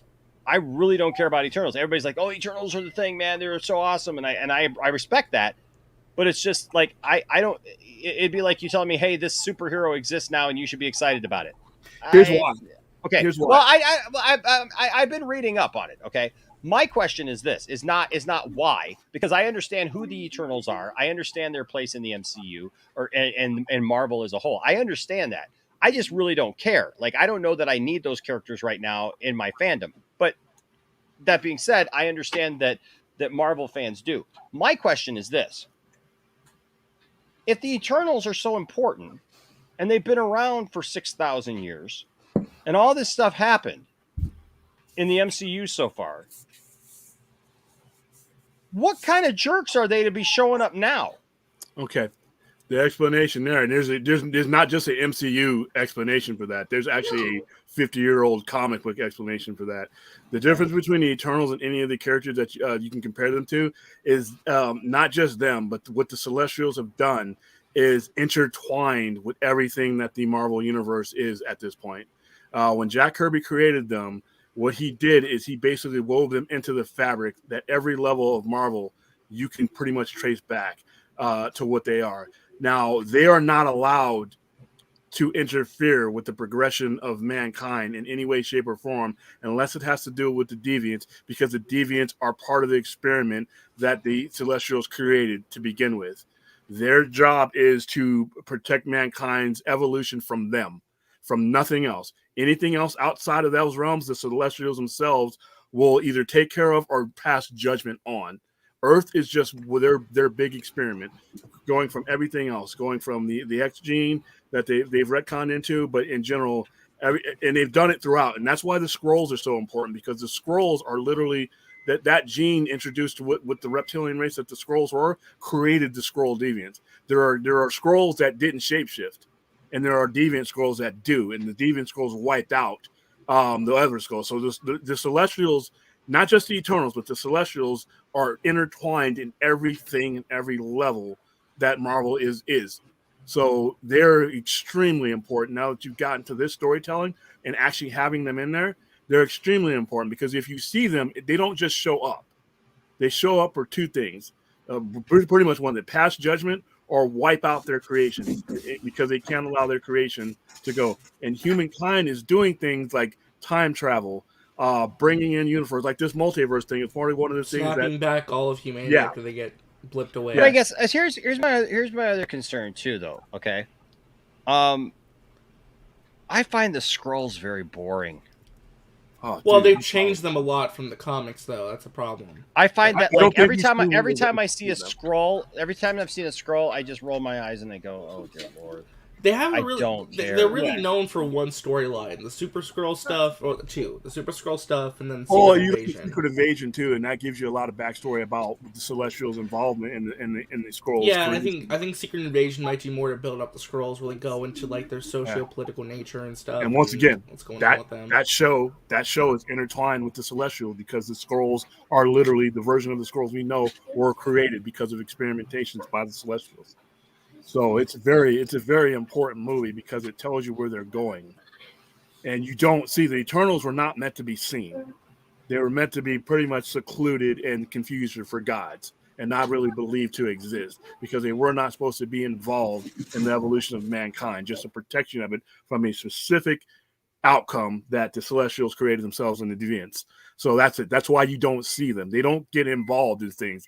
But now, the fact that there is even an Eternals movie is telling you that they're taking this to a level that they've never taken it before. That's a sign in itself. Basically, this movie operates on a lot of different levels, and it's going to seek to. I mean, I've heard it's like, it's the longest Marvel movie since Infinity War. And a lot of it is expository dialogue. A lot of it's like a very dense, a lot of story. You're getting a lot of story in this movie to set things up. So I cannot wait for this movie. I cannot. I've got to get to go to advanced screening so that people don't really kind of spoil it too much for me. But this was the movie I've been waiting for since I knew that they were going to start down this path. Because once you start down this path, it's like you go up and it's not coming down anytime soon. You're not going to be dealing with certain little crumb storylines when you got these guys, because these guys, if they're passing judgment on Earth, that means every superhero group is going to have to try to stop them, and they're not easy to stop. They beat all the gods. They took all the gods, Asgardian gods, and they basically told them, if you interfere in our experiments on Earth, we're going to cut you off. And they had the ability to cut Odin from Earth, literally separate Midgard from Earth. That's how powerful they are. And they're reality warping. So they can do a lot of things, and they created the Eternals. But they've gone throughout the entire universe and had their hand, and they also have a tie to Thanos. Thanos is an Eternal. Although it might be, I heard that might be changing for the movie though. They might not be making Thanos a deviant. I don't know. It's too late though. Once you've seen that little truffle on his chin, that's the deviant gene. He's a mutant. Thanos is a human, actually. People don't realize Thanos' origins come from Earth. So he's an Eternal, but he wasn't one of the Eternals that you'll see in the movie type because he left Earth before Kronos' experiment gave the rest of them the cosmic powers that you see. I think the movie is going to end up surprising some people just due to how important it's going to be going forward. I don't know if people are going to like the movie itself because I think it is. I've heard it's so different that some of the MCU guys, the marks, may not like it because it's a very different movie. It's something very different they've never done before. It's very different in tone and structure and just how dense the story is. I cannot wait. It's the most anticipated I've been for a Marvel movie in years. Like all this other stuff, Shang-Chi, I'm waiting for it to come on demand. That's if I watch it then. All these other movies, that I may or may not see. Eternals, and if at the end of Eternals it leads me to another movies. I see an end credit scene that involves something else, I'll go see that movie because that's how big I think this movie is going to be for their storytelling. But all this other, and Ant-Man, Quantum, all that stuff is going to tie in because it's messing with things that mankind was not meant to mess with. We've evolved to the point where we've become a danger to the entire universe. And the Celestials are like, well, we can't have that. You're like the hamster that got out and started chewing shit up or chewing stuff up. So, they're going to pass judgment on their experiment. They're either going to say mankind has evolved to be worthy or mankind is a nuisance and we got to wipe them out because it's our responsibility. Yeah, Bradley, that's where I'm at with it. Like, it's not like a run out and I got to watch it like, I got immediately. I would say if you care about the MC going forward, I'd say at least go see it as soon as you can. But that concerns me though too, because like I just really don't like if that's where it's going forward. Like I have no interest in those characters. Well, it's more like the broad strokes. They don't even. I'll be honest with you, they don't look good to me. The character designs, they look boring to me. And honestly, I can't stand Angelina Jolie. I know it might be a hot take to everybody, but I can't stand Angelina Jolie. She's a supporting character, though. She's not a main. You're not wrong. She's not even. It's Gemma Chan's going to be the main. And then I mean. Okay, I don't know who that is. Who is that? But I do like Salma Hayek, though. You know who I don't like Salma Hayek either. What? You're just a grumpy old dude. Well, that's just like your opinion, man. I know. I'm not a Salma Hayek fan. I like, especially in her especially when in her last movie here, just with the was it the Hitman's Bodyguard's wife? Oh my gosh, like she was in that movie way too much, and because she had to be because she's the title character. But yeah, she's literally. Oh my gosh, she was the worst part of the movie for me.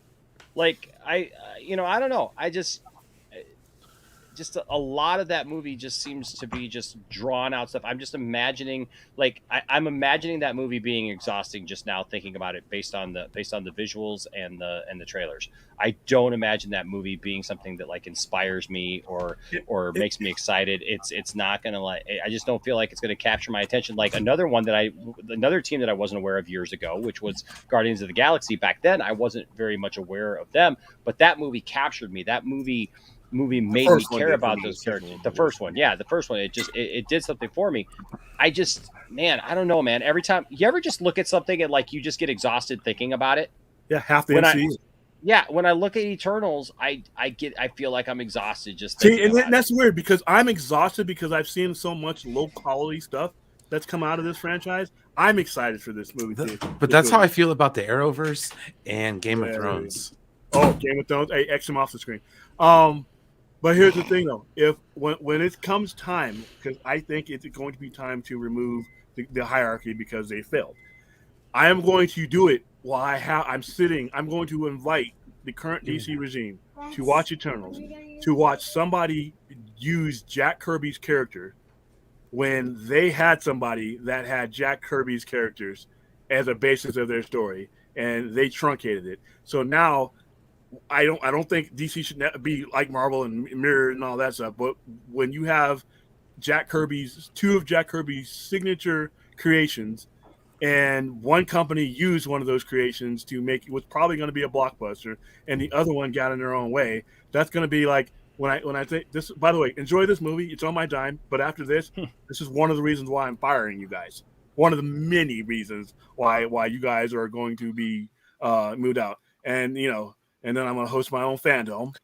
When breaking news, guess what? When they say breaking news at my fandom, there's actually going to be breaking news. None of this with that mess that we had. So tell us something. Is this something that you're trying to tell us here, William? That it's been you all along. Yeah, it's me. That I've been the guy behind. Zaslav is my proxy. Gotcha. Zaslav is actually a robot being controlled by William at the Sci-Fi Center. Apparently. You know who else may be a problematic character is Captain America. See, okay, before we even dive into this is so fascinating because she's not technically wrong. It's a stretch. No, I mean, how though? I want to... No, because we'll get into it, but like, this is from Nia DaCosta, who's going to be directing Captain Marvel 2, The Marvels. She's a diehard fan, man. Some of the interviews with her, like, she knows her stuff about Marvel. That's a movie. That's a movie I'm exhausted before it even gets released. But hey, the biggest thing she said that I loved, she said that she's going to make sure that Captain Marvel has a personality this time. Like, actually diving into what she's actually like, what makes her tick, actually diving into what she is as a character versus the first movie. I'm just so excited for that. Thank you. They have the actress to do that. They have a great actress playing that. Yeah, I know. That's why I'm excited, because she's like, let's use this actress right. So... All right. Well, hey, let's listen to what this is. It says Candyman revival director Nia DaCosta has pointed a finger at Chris Evans' Captain America as the man to blame for Thanos' snap in the Marvel Cinematic Universe. Speaking with Inverse, the filmmaker discussed the nature of unwilling martyrs in both the superhero genre and her work. She says the one in Candyman is a hero as such, especially in the way we shifted his lore a bit in my film. Captain America's role in Thanos' mission during Avengers Infinity War, on the other hand, she sees more along villainous lines. Interesting. Here's the quote. It says, something I like to say, a bit flippantly about Captain America, is that the snap is all his fault, because he was trying to do his best, trying to do the right thing. There is a world in which he's a villain because, at the end of the day, he should have just sacrificed Vision. He chose one robot's life, albeit a sentient one, over literally the entire universe. There's a sort of anti-hero in that if you want to look at it through that lens. People would say I'm crazy for thinking that way, but there's something connected to the journey of the anti-hero and the hero. The hero's pain is something that spurs them to martyr themselves, and an anti-hero's pain is a thing that kind of starts their journey as opposed to ending it. It's an interesting choice. Others have pointed to decisions made by other characters in the film, most notably by Chris Pratt's Star-Lord, as the moment that could have stopped Thanos' genocidal plan from coming to fruition. DaCosta isn't some non-Dan either. She's a big supporter of the company and their works, and proud of it. I like to call myself Marvel trash. Okay. Actually, my friends call me that. Marvel trash. I will go see all the movies, even if it's bad. I'm like, well, there are some good things about this. I grew up with the comics. I grew up watching the Spider-Man cartoon and the Fantastic Four. I knew a lot about the Marvel Universe in general. DaCosta is presently filming the Captain Marvel sequel, The Marvels, which sees Carol Danvers, Brie Larson teaming up with Monica Rambeau as Teyonah Parris. Well, I'm sorry. Monica Rambeau, played by Teyonah Parris, and Kamala Khan, Iman Vellani. That movie opens on February 17th, 2023. So, what are your thoughts on this? I'm interested. Actually, let's see. Not really anybody talking about it in there. Okay, so what do you guys think about this? I love how she's diving deep into this and asking like really philosophical questions about what makes a hero versus anti-hero. It's interesting. I like that she's approaching that and examining the film from that perspective. I think that's really cool. I would say, though, like, the whole point of Infinity War, though, is that it's everybody's fault. It was Captain America's fault. It was Vision's fault. It was Thor's fault. It was Thanos' fault. Yeah, it wasn't everybody was to blame for what happened in that movie. That was the whole point. Because the Avengers were fractured and they weren't on the same page, and they weren't truly united, Thanos won. That was the whole point. Everybody was at fault. Here, I got a sound clip. Hang on. Well, especially Star-Lord, too.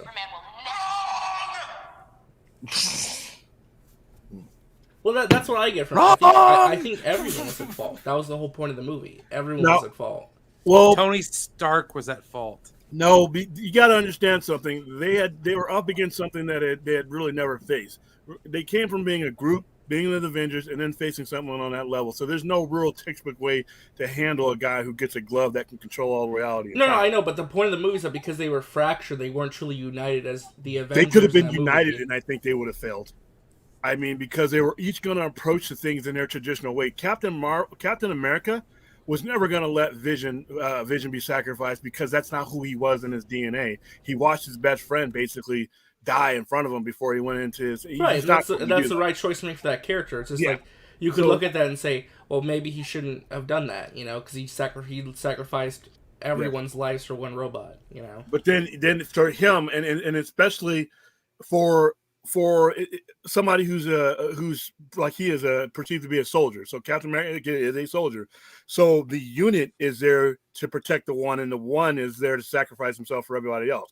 So what he did was in the traditions of an army soldier, and that's not leaving people behind. I mean, like I said, I would say it's a lot of different characters' fault in quotation marks. It makes him what he is. So it just makes. I know it's a fault, but it just makes him what he is. And that's what I love about it. Yeah.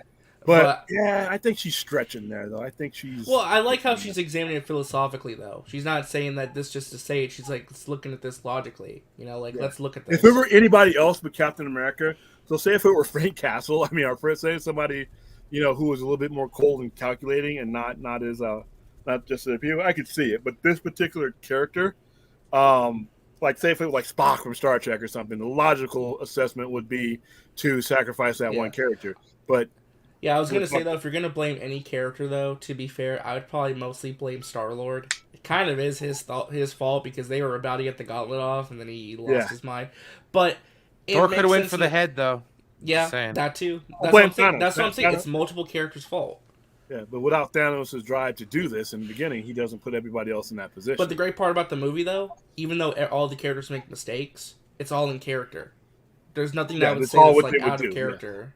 Yeah, it's all what logically they would do, except for Thanos. Thanos did that's not his character. What he did, everything that he did in that entire saga was out of character for what Thanos is. He did it for death. He did it. He didn't have. Yeah, but the MCU wanted to do something different, which I can understand. Well, that's why I say it's like Tony Stark, because if you go like all the way back to the very beginning, I mean, with the original Avengers initiative and stuff like that. So I mean, like, especially with the Ultron and well, but Nick Fury knew something was coming, so it was a beacon. You know what I mean? So I don't know. I mean, I think Red Skull, maybe, I don't know. Is he bringing Adam Warlock into all this without death as part of the story? It just none of this. They're going to. I think it works in the context of the MCU as its own specific version of it. Personally, ideally, could they have done Death and Adam Warlock stuff? Absolutely, I would have loved that too. But I think what they did made sense given the parameters of the storytelling they wanted to do. Because a lot of characters to juggle, and you have to introduce Death and Thanos, and make him. They wanted Thanos to be the protagonist, so I think having him do it to more, where it's like an ecological reason, where it's like he lost his entire planet, versus I just want to hook up with Death because she's hot. That's not really relatable to the audience. I would have been fine with it. I'm just saying they had a different goal. Both premises were dumb in my opinion, but hey, it worked. I just want to create because he just I don't know. I just never bought Thanos as somebody I could take seriously on either medium that he's put on, because in the comics he's a dummy. He's a dummy that is his own worst enemy. He's literally like the Scooby-Doo villain, except he defeats. Well, that's what I would say. They're already introducing bigger and better threats anyway, which is fine. Like I said, just the threats. When you look back on it, I think we're going to look back on the Infinity Saga literally as the training wheels to something. It's not even going to be as significant as what goes forward. Just crazy to think about because you never thought it'd get better than this, you know? Yeah, but the Eternals, to me, I think the Eternals, I think it's going to be the most important movie in its run. From what I mean, like I said, people who know my movie sensibilities and have seen it, they said that this might end up being in my top 3 or 5.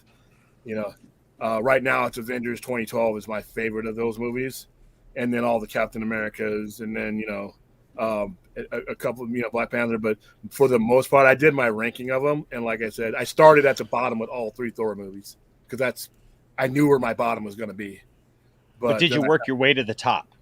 Eventually, yeah, I worked my way to. And you started at the bottom, but you worked your way to the top. I'm not singing for you, Okay. Sorry. What do you think, Brian? What do you think? I think the whole idea that like whose fault was the snap at the end of the day, I think it's kind of the a guy who point. did it.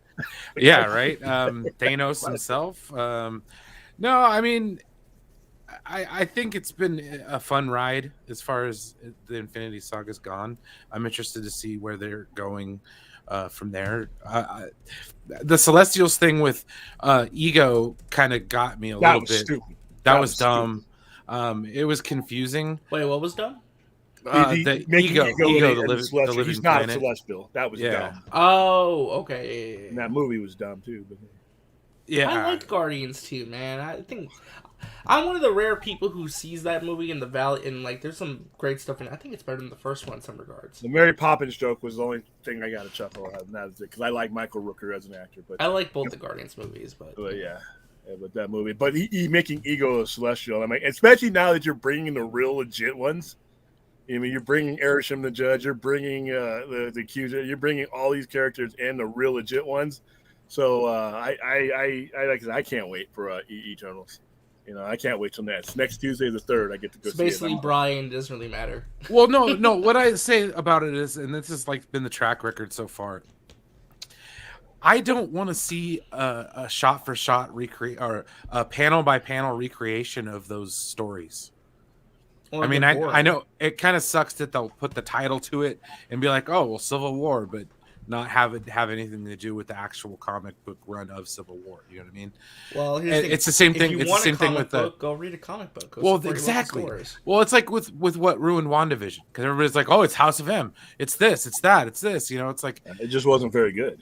Well, that's WandaVision. That's an opinion. I loved WandaVision, sir. So there's that. There was a reason why I stayed up till midnight every week to watch that show. No, it's one of the benefits of working closing shifts. You can always just kind of stay up a little bit later and actually watch the show. But no, I just, like I said, I don't know, man. I'm in my seat. My belt's buckled. I'm ready for the ride, man. Like, they could take me. I don't care. Like, I'm at the point with Marvel where it's like, shut up, take my money. Brian's like, just take me, Marvel. Just take me. Take me. Ravish me. I'm cautiously, like I said, I pick and choose my spots. Like most of the stuff that's coming out. William, I think you'd like Shang-Chi. When you eventually see it, I think you'll like that one. Shang-Chi was really good. I may like it. I learned my lesson last time when I went to see every one of these damn movies the minute it opened. And in retrospect, I wasted half my time. Question for RJ: why do you not put your super chat on your? I would, John Lover, but Google AdSense hates me and won't approve me, so no super chats for me, I'm afraid. Well, you just went over 1,000, right? I did, but Google AdSense, I put in the application, they keep saying no. It takes a while. It takes a while. Well, yeah, it's taken a while, but no, it's not like you reviewing the YouTube partner thing. It's literally just trying to make the Google AdSense account be approved to have the account even be made. They keep saying no. Oh, wow. I'm stuck on step 2. Have you contacted them? I have, and they just keep saying they just don't. They said something about, we reviewed your channel or yada yada yada, your website. It doesn't meet our criteria. I'm like, how? Have you? Okay, so you got 1,000 subscribers, but do you have the watch hours? Yes. You have the watch hours. Yeah, I'm like way ahead. Okay. Of what I need. So you've met all the. I don't know why.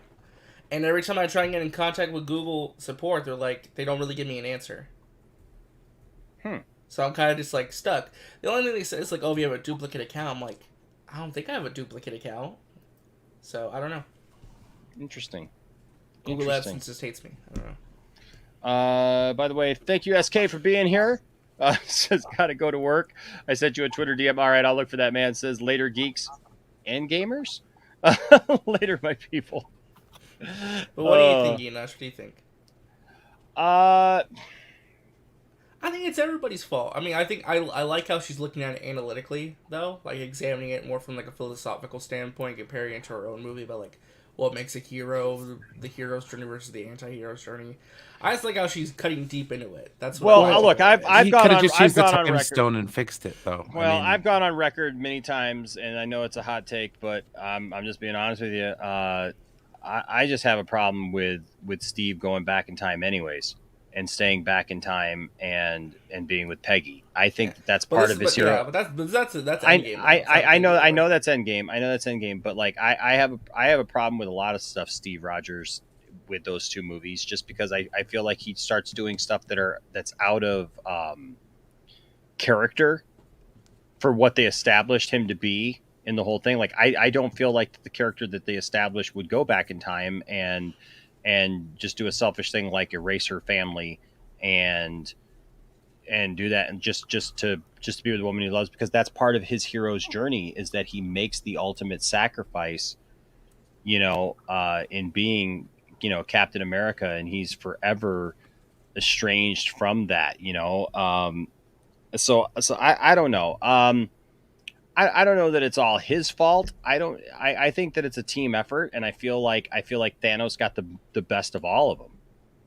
Right? I feel like he did that. He put his plan into action. They made mistakes. They didn't do all the things that they needed to do, and and it cost them. And then they had to go back and try to find some cockamamie plan to undo it. Like it just. That's just how I feel about this two movies. Now, I like Infinity War better than I do Endgame. I still have major problems with Endgame. But yeah, Brian, you're right. I saw you just put in the chat. Marvel is like establishes all this stuff. So you got the TVA, for example, right? And their only answer is, well, because the Avengers they were meant to go back in time and fix all this stuff and do all this stuff. And I'm just like, it's king, okay, that's convenient. That's very convenient. That's a bunch of convenience right there, is what that is. Like, nobody else can go back in time and change anything, but when the Avengers do it, it's just meant to be. Like, like, I don't know. But again, I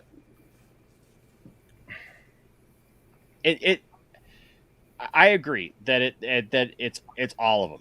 It's all of them. I don't think that it was just one. Yeah, that was the whole point of the movie. If I'm looking, yeah, I feel like they failed or succeeded together, So, and we'll do that too. Oh, it's literally what Steve Rogers said.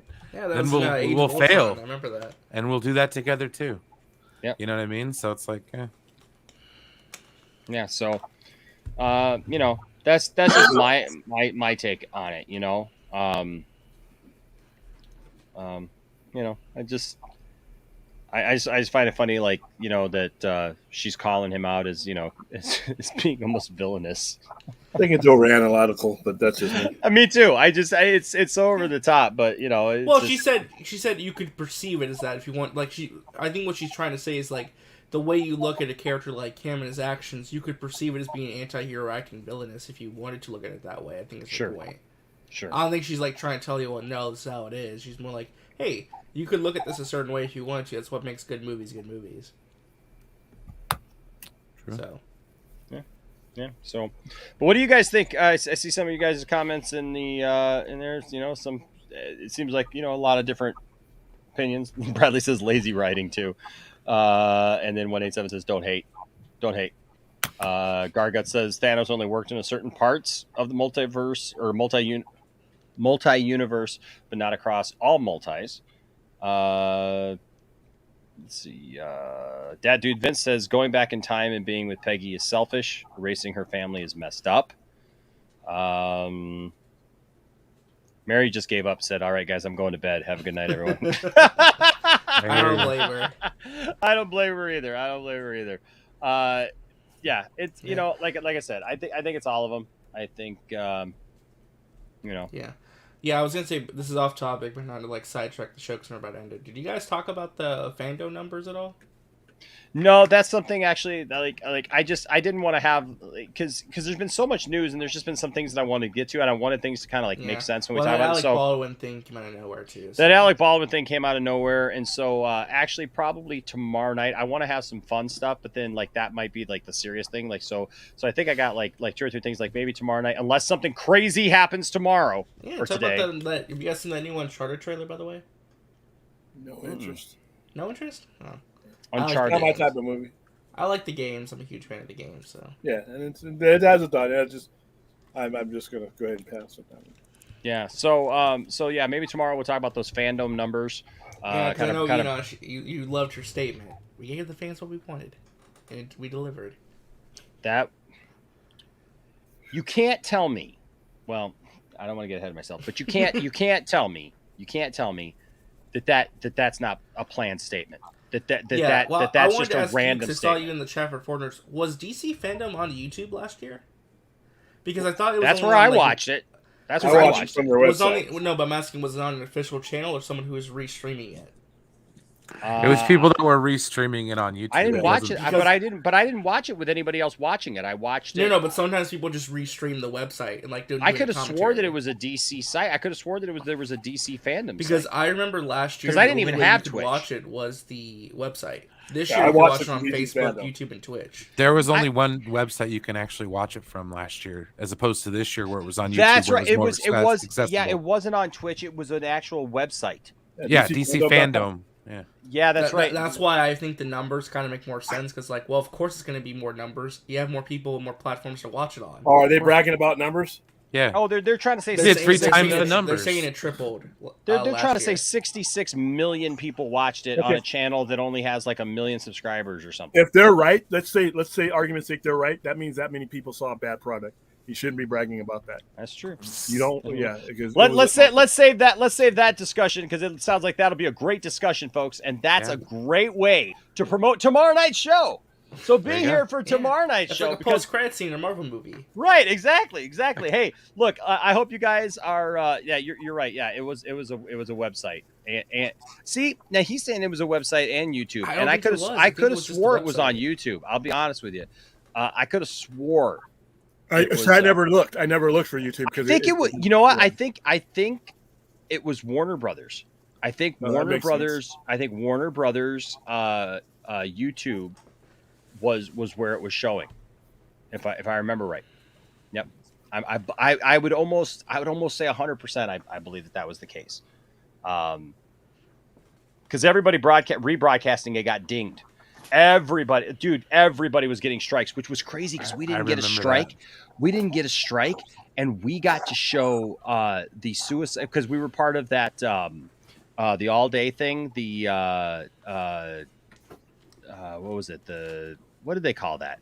That wasn't the Us United one. That was it was like the all day nerd stream though. I remember that one. I forgot what it was called. I can't remember what it was called either. But we got the last show, and it just happened to be because they were behind schedule. We got both the Suicide Squad video game trailer and the Batman trailer during our 2 hours. Oh, that's awesome. Which was awesome. And but we didn't get a strike, but everybody was getting strikes that day, man. And that's what's just like so weird and random, right? But yeah, I mean, like, look, if I got to compare the two, last year was better. It was more exciting. It was more engaging. I don't care how many people watched it this year. Like it was more engaging to me last year, and I think that probably the only reason that kept people around was nobody knew when anything was going to be announced. Like you would literally I can imagine. Take your eyes at the screen because I can imagine people probably. Yeah, I can imagine people probably put it on in the background, and while they would like sit there and see like, oh hey, okay, here's the Shazam information. I'll watch that. Oh, and then right after that, oh, here's Bat Wheels. I don't give a crap about Bat Wheels. I'll come back later. Like, you know what I mean? Like it just, to me, it was all over. The place They need not to hold another. They need not to hold another one. And when they do hold it, they need to eliminate some of the stuff from Fandom. I understand that just people are into video games and stuff like that, and that's fine. But they need to do another show just for that. Well, they could do it toward like this blocks, like this 1 hour blocks for video games, this hour blocks for TV shows, this hour blocks for the movies. But if you're tuning in, most of the people that tuned in to Fandom were tuning in for movies.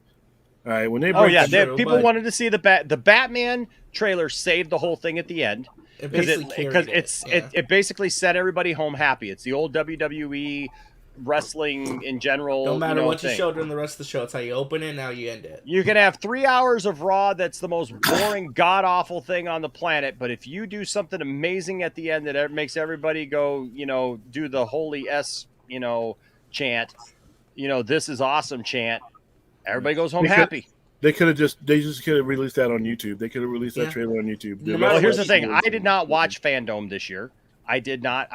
While it was happening, I did not bother. I didn't turn it on. I didn't have it on or anything. You know how I got my how I knew when to look something up and when to watch it? Was I was watching Ty. my phone would update me because I'm part of different things. So I would get an email from like Comic Book Resource or because I'm on that mailing list or whatever. So anytime something would drop, this trailer dropped. Okay, cool. And I'd go watch that portion, or hey, the Smallville panel. So I was like, okay, cool. So I watched the Smallville panel, and I'd do this and do that, and so that was how I watched it because it was like I said, no matter what you thought of DC Fandom, at least it started and ended strong. Started off amazing with the Black Adam thing, ended great with the Batman stuff. So that's like a sandwich with some great bread, nothing in the middle. I mean, no, that's the problem too. You have some great toast at the end, but no meat bread is great. Where's my meat? Where's the sandwich? But we'll talk about that more. We'll talk about that more in detail. Tease. Yeah, I felt that it kind of ended up a little bit like this.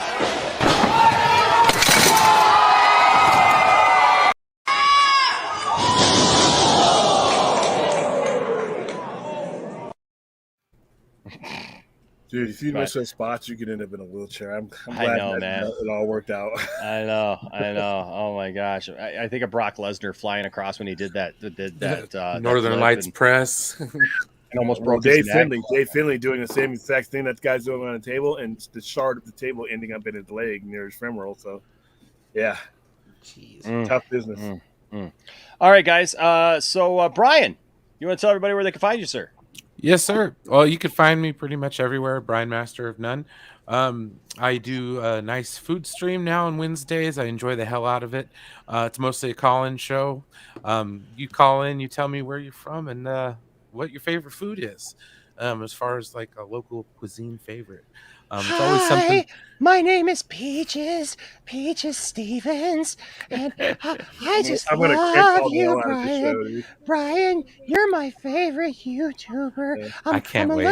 I'm a little shy, and I'm a little nervous talking to you, because you're just so handsome and so funny. When you wear your wrestling mask, it makes me feel giggly all over. Like Arnold Horseshack. But I just wanted to say my nickname's Peaches because I'm from Georgia and I'm sweet just like peaches. So if you like peaches, Brian, you might like me. Wow. Pick me, Peaches Stevens. Oh my God. Goofball. Anyways, Collins, man, it's been pretty fun. That was a character that when I did my radio show, we read a story one day about a lady named Peaches Stevens who she did some crazy thing. I used to do a segment called the Nosh Pit, which was like crazy news stories, like bizarre news stories from all over the world. And and Peaches Stevens came up, and my co-host, I did this thing where I would do a fake call in, and I wouldn't tell him what I was doing, so we'd be in the middle of the broadcast, and he's sitting right next to me, and all of a sudden he'd hear a phone ring, and he'd be like, "Oh boy," and I'd be like, hey, can you get that? I'd fake like because it was radio, so I'd be like, oh, the power, like, what's going on with the lights? The lights are flickering, man. Like, I'm gonna go check the power box, man. I'll be right back. And I'd leave, and all of a sudden, like, the phone would ring, and he'd pick up the phone. I'd be like, "Hi, Mike. It's me, Peaches Stevens. Oh, Mike, I think you're so cute, and I love your commentary." And I would just mess, and he'd just be like, "All right, Peaches. All right, settle down there." And then I'd call in as the devil. And then I had a character named Funkmaster Fee. That was like, it was kind of like Barry White and like a love guru kind of all together, that I'd offer love advice for people who wrote in letters. Yeah, it was fun. It was fun. It was good times. But sorry, Brian, didn't mean to cut you off. No worries, man. But Brian, your link is in the thank you, chat. Brad. Appreciate Heck it. Heck yeah. So guys, go subscribe to Brian. If you haven't subscribed to Brian, subscribe to Brian. He's got good stuff, man. He's a good guy. Make it happen, man. Exactly. Fun. Make it happen. Talk some food. I wanted to get on there when you were talking about food this week. I've got some specific questions I'd like to ask you regarding your local cuisine. So yes, we got a lot of interesting cuisine here in Michigan. RJ joined us tonight. Thank you, RJ, for coming out of hiding and for talking about this Marvel stuff here at the end. So RJ, tell everybody where they can find you, sir. Yeah, who cares? Easy to find. No, just oh man, that's cool. Justice, Twitter, Instagram, YouTube, everything else. Starting a new show tomorrow, so that should be fun. So where, when, who? It's a new show with a totally original title that nobody's ever done before. Mm-hmm. Not RJ's Playhouse. Not like 3 people that we've streamed with. Like, I was the first. But nobody knew me. Nobody who streamed with it knew me. RJ's Lounge? What is it? No, it's Talk Nerdy to Me. Oh. Years ago when we would stream live, before we had this format, when we do our watch parties and stuff, we'd actually stop the watch party so that, like, it was just an hour-long watch party, and then we'd start up another live stream afterwards, and we call that Talk Nerdy to Me, where we'd break it down and we talk about that week's nerd stuff. And so we called it Talk Nerdy to Me. And it's funny because Nicotina started doing a segment called Talk Nerdy to Me, and then you stopped. Now it's just the Nicotina show, and then and I had to laugh. I didn't mean to make him stop. I hope he didn't stop because of me, because I was just teasing him one day because I saw it, and then his logo for it. I think Ryan did up a logo for him that was like Empire Strikes Back, and I joked with him because we've got the Empire Strikes Back logo for our stuff as well. You know, that says a place for nerds, Poindexter Lounge, a place where we got that T-shirt, by the way, on our StreamYard or on our Teespring. You can find the link down in the description below. So I teased him. I said, "Hey man, what's all this?" And then when I saw RJ's, I was like, "RJ, I didn't know." Read the room. Read the room. Man. Read the room. Dude. I'll change to Talk Nerdy with Me. There we go. Just change one word. Yeah, but it doesn't have the same. You Talk Nerdy to Me is like the, you know. You have to clip the Poison song "Talk Dirty to Me," and like put in nerdy. You talk nerdy to me. Just call it Talama Parkwell.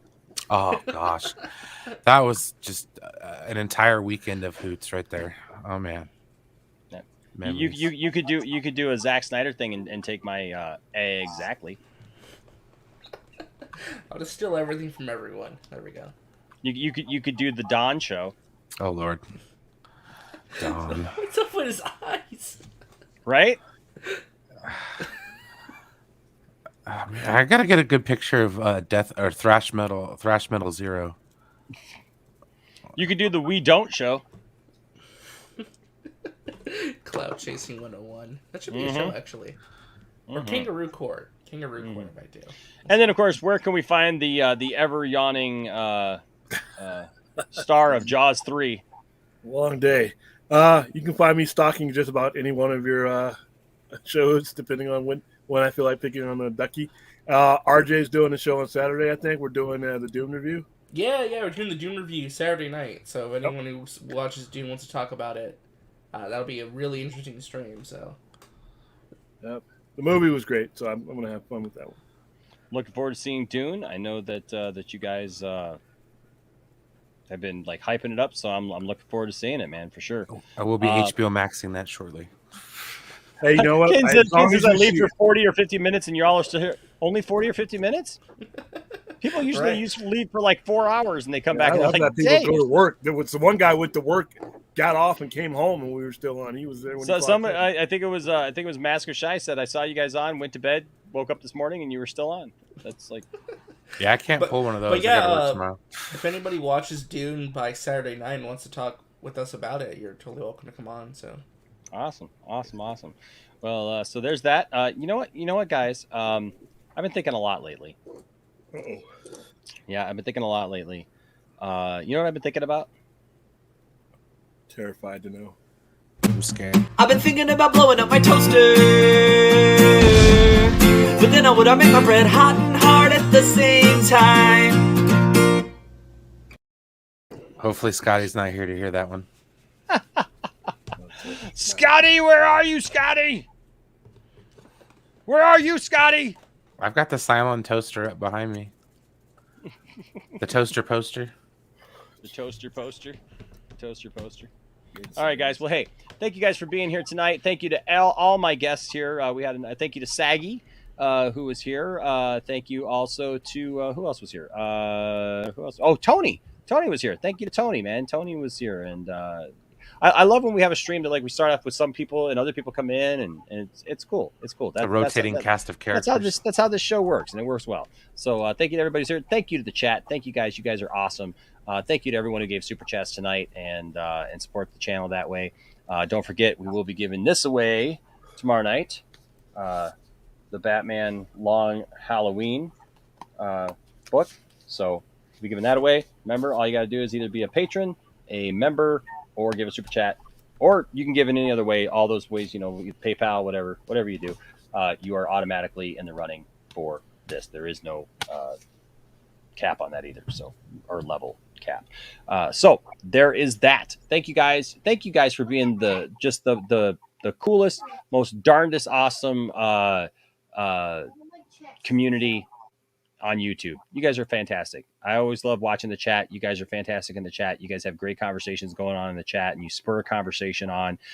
We got a smart community. I like that too. Like, you know what I mean? Like when we look at the community out here, like here on the Poindexter Lounge, you guys are smart. You know your stuff. We are truly a collection of nerds who know our stuff, and what we don't know, somebody else pulls, makes up the difference. And so I love that. All right. So you guys keep being awesome. You guys keep being who you are. And we thank you guys for being a part of the lounge. Remember, don't let anybody tell you that your fandom doesn't matter. Don't tell anybody that their fandom doesn't matter, but seek to have good conversations, seek to learn from each other and to help each other out. All right. And treat everybody with respect. That's the most important thing. And if you do that, there'll always be a place for you here in the Poindexter Lounge. Until next time.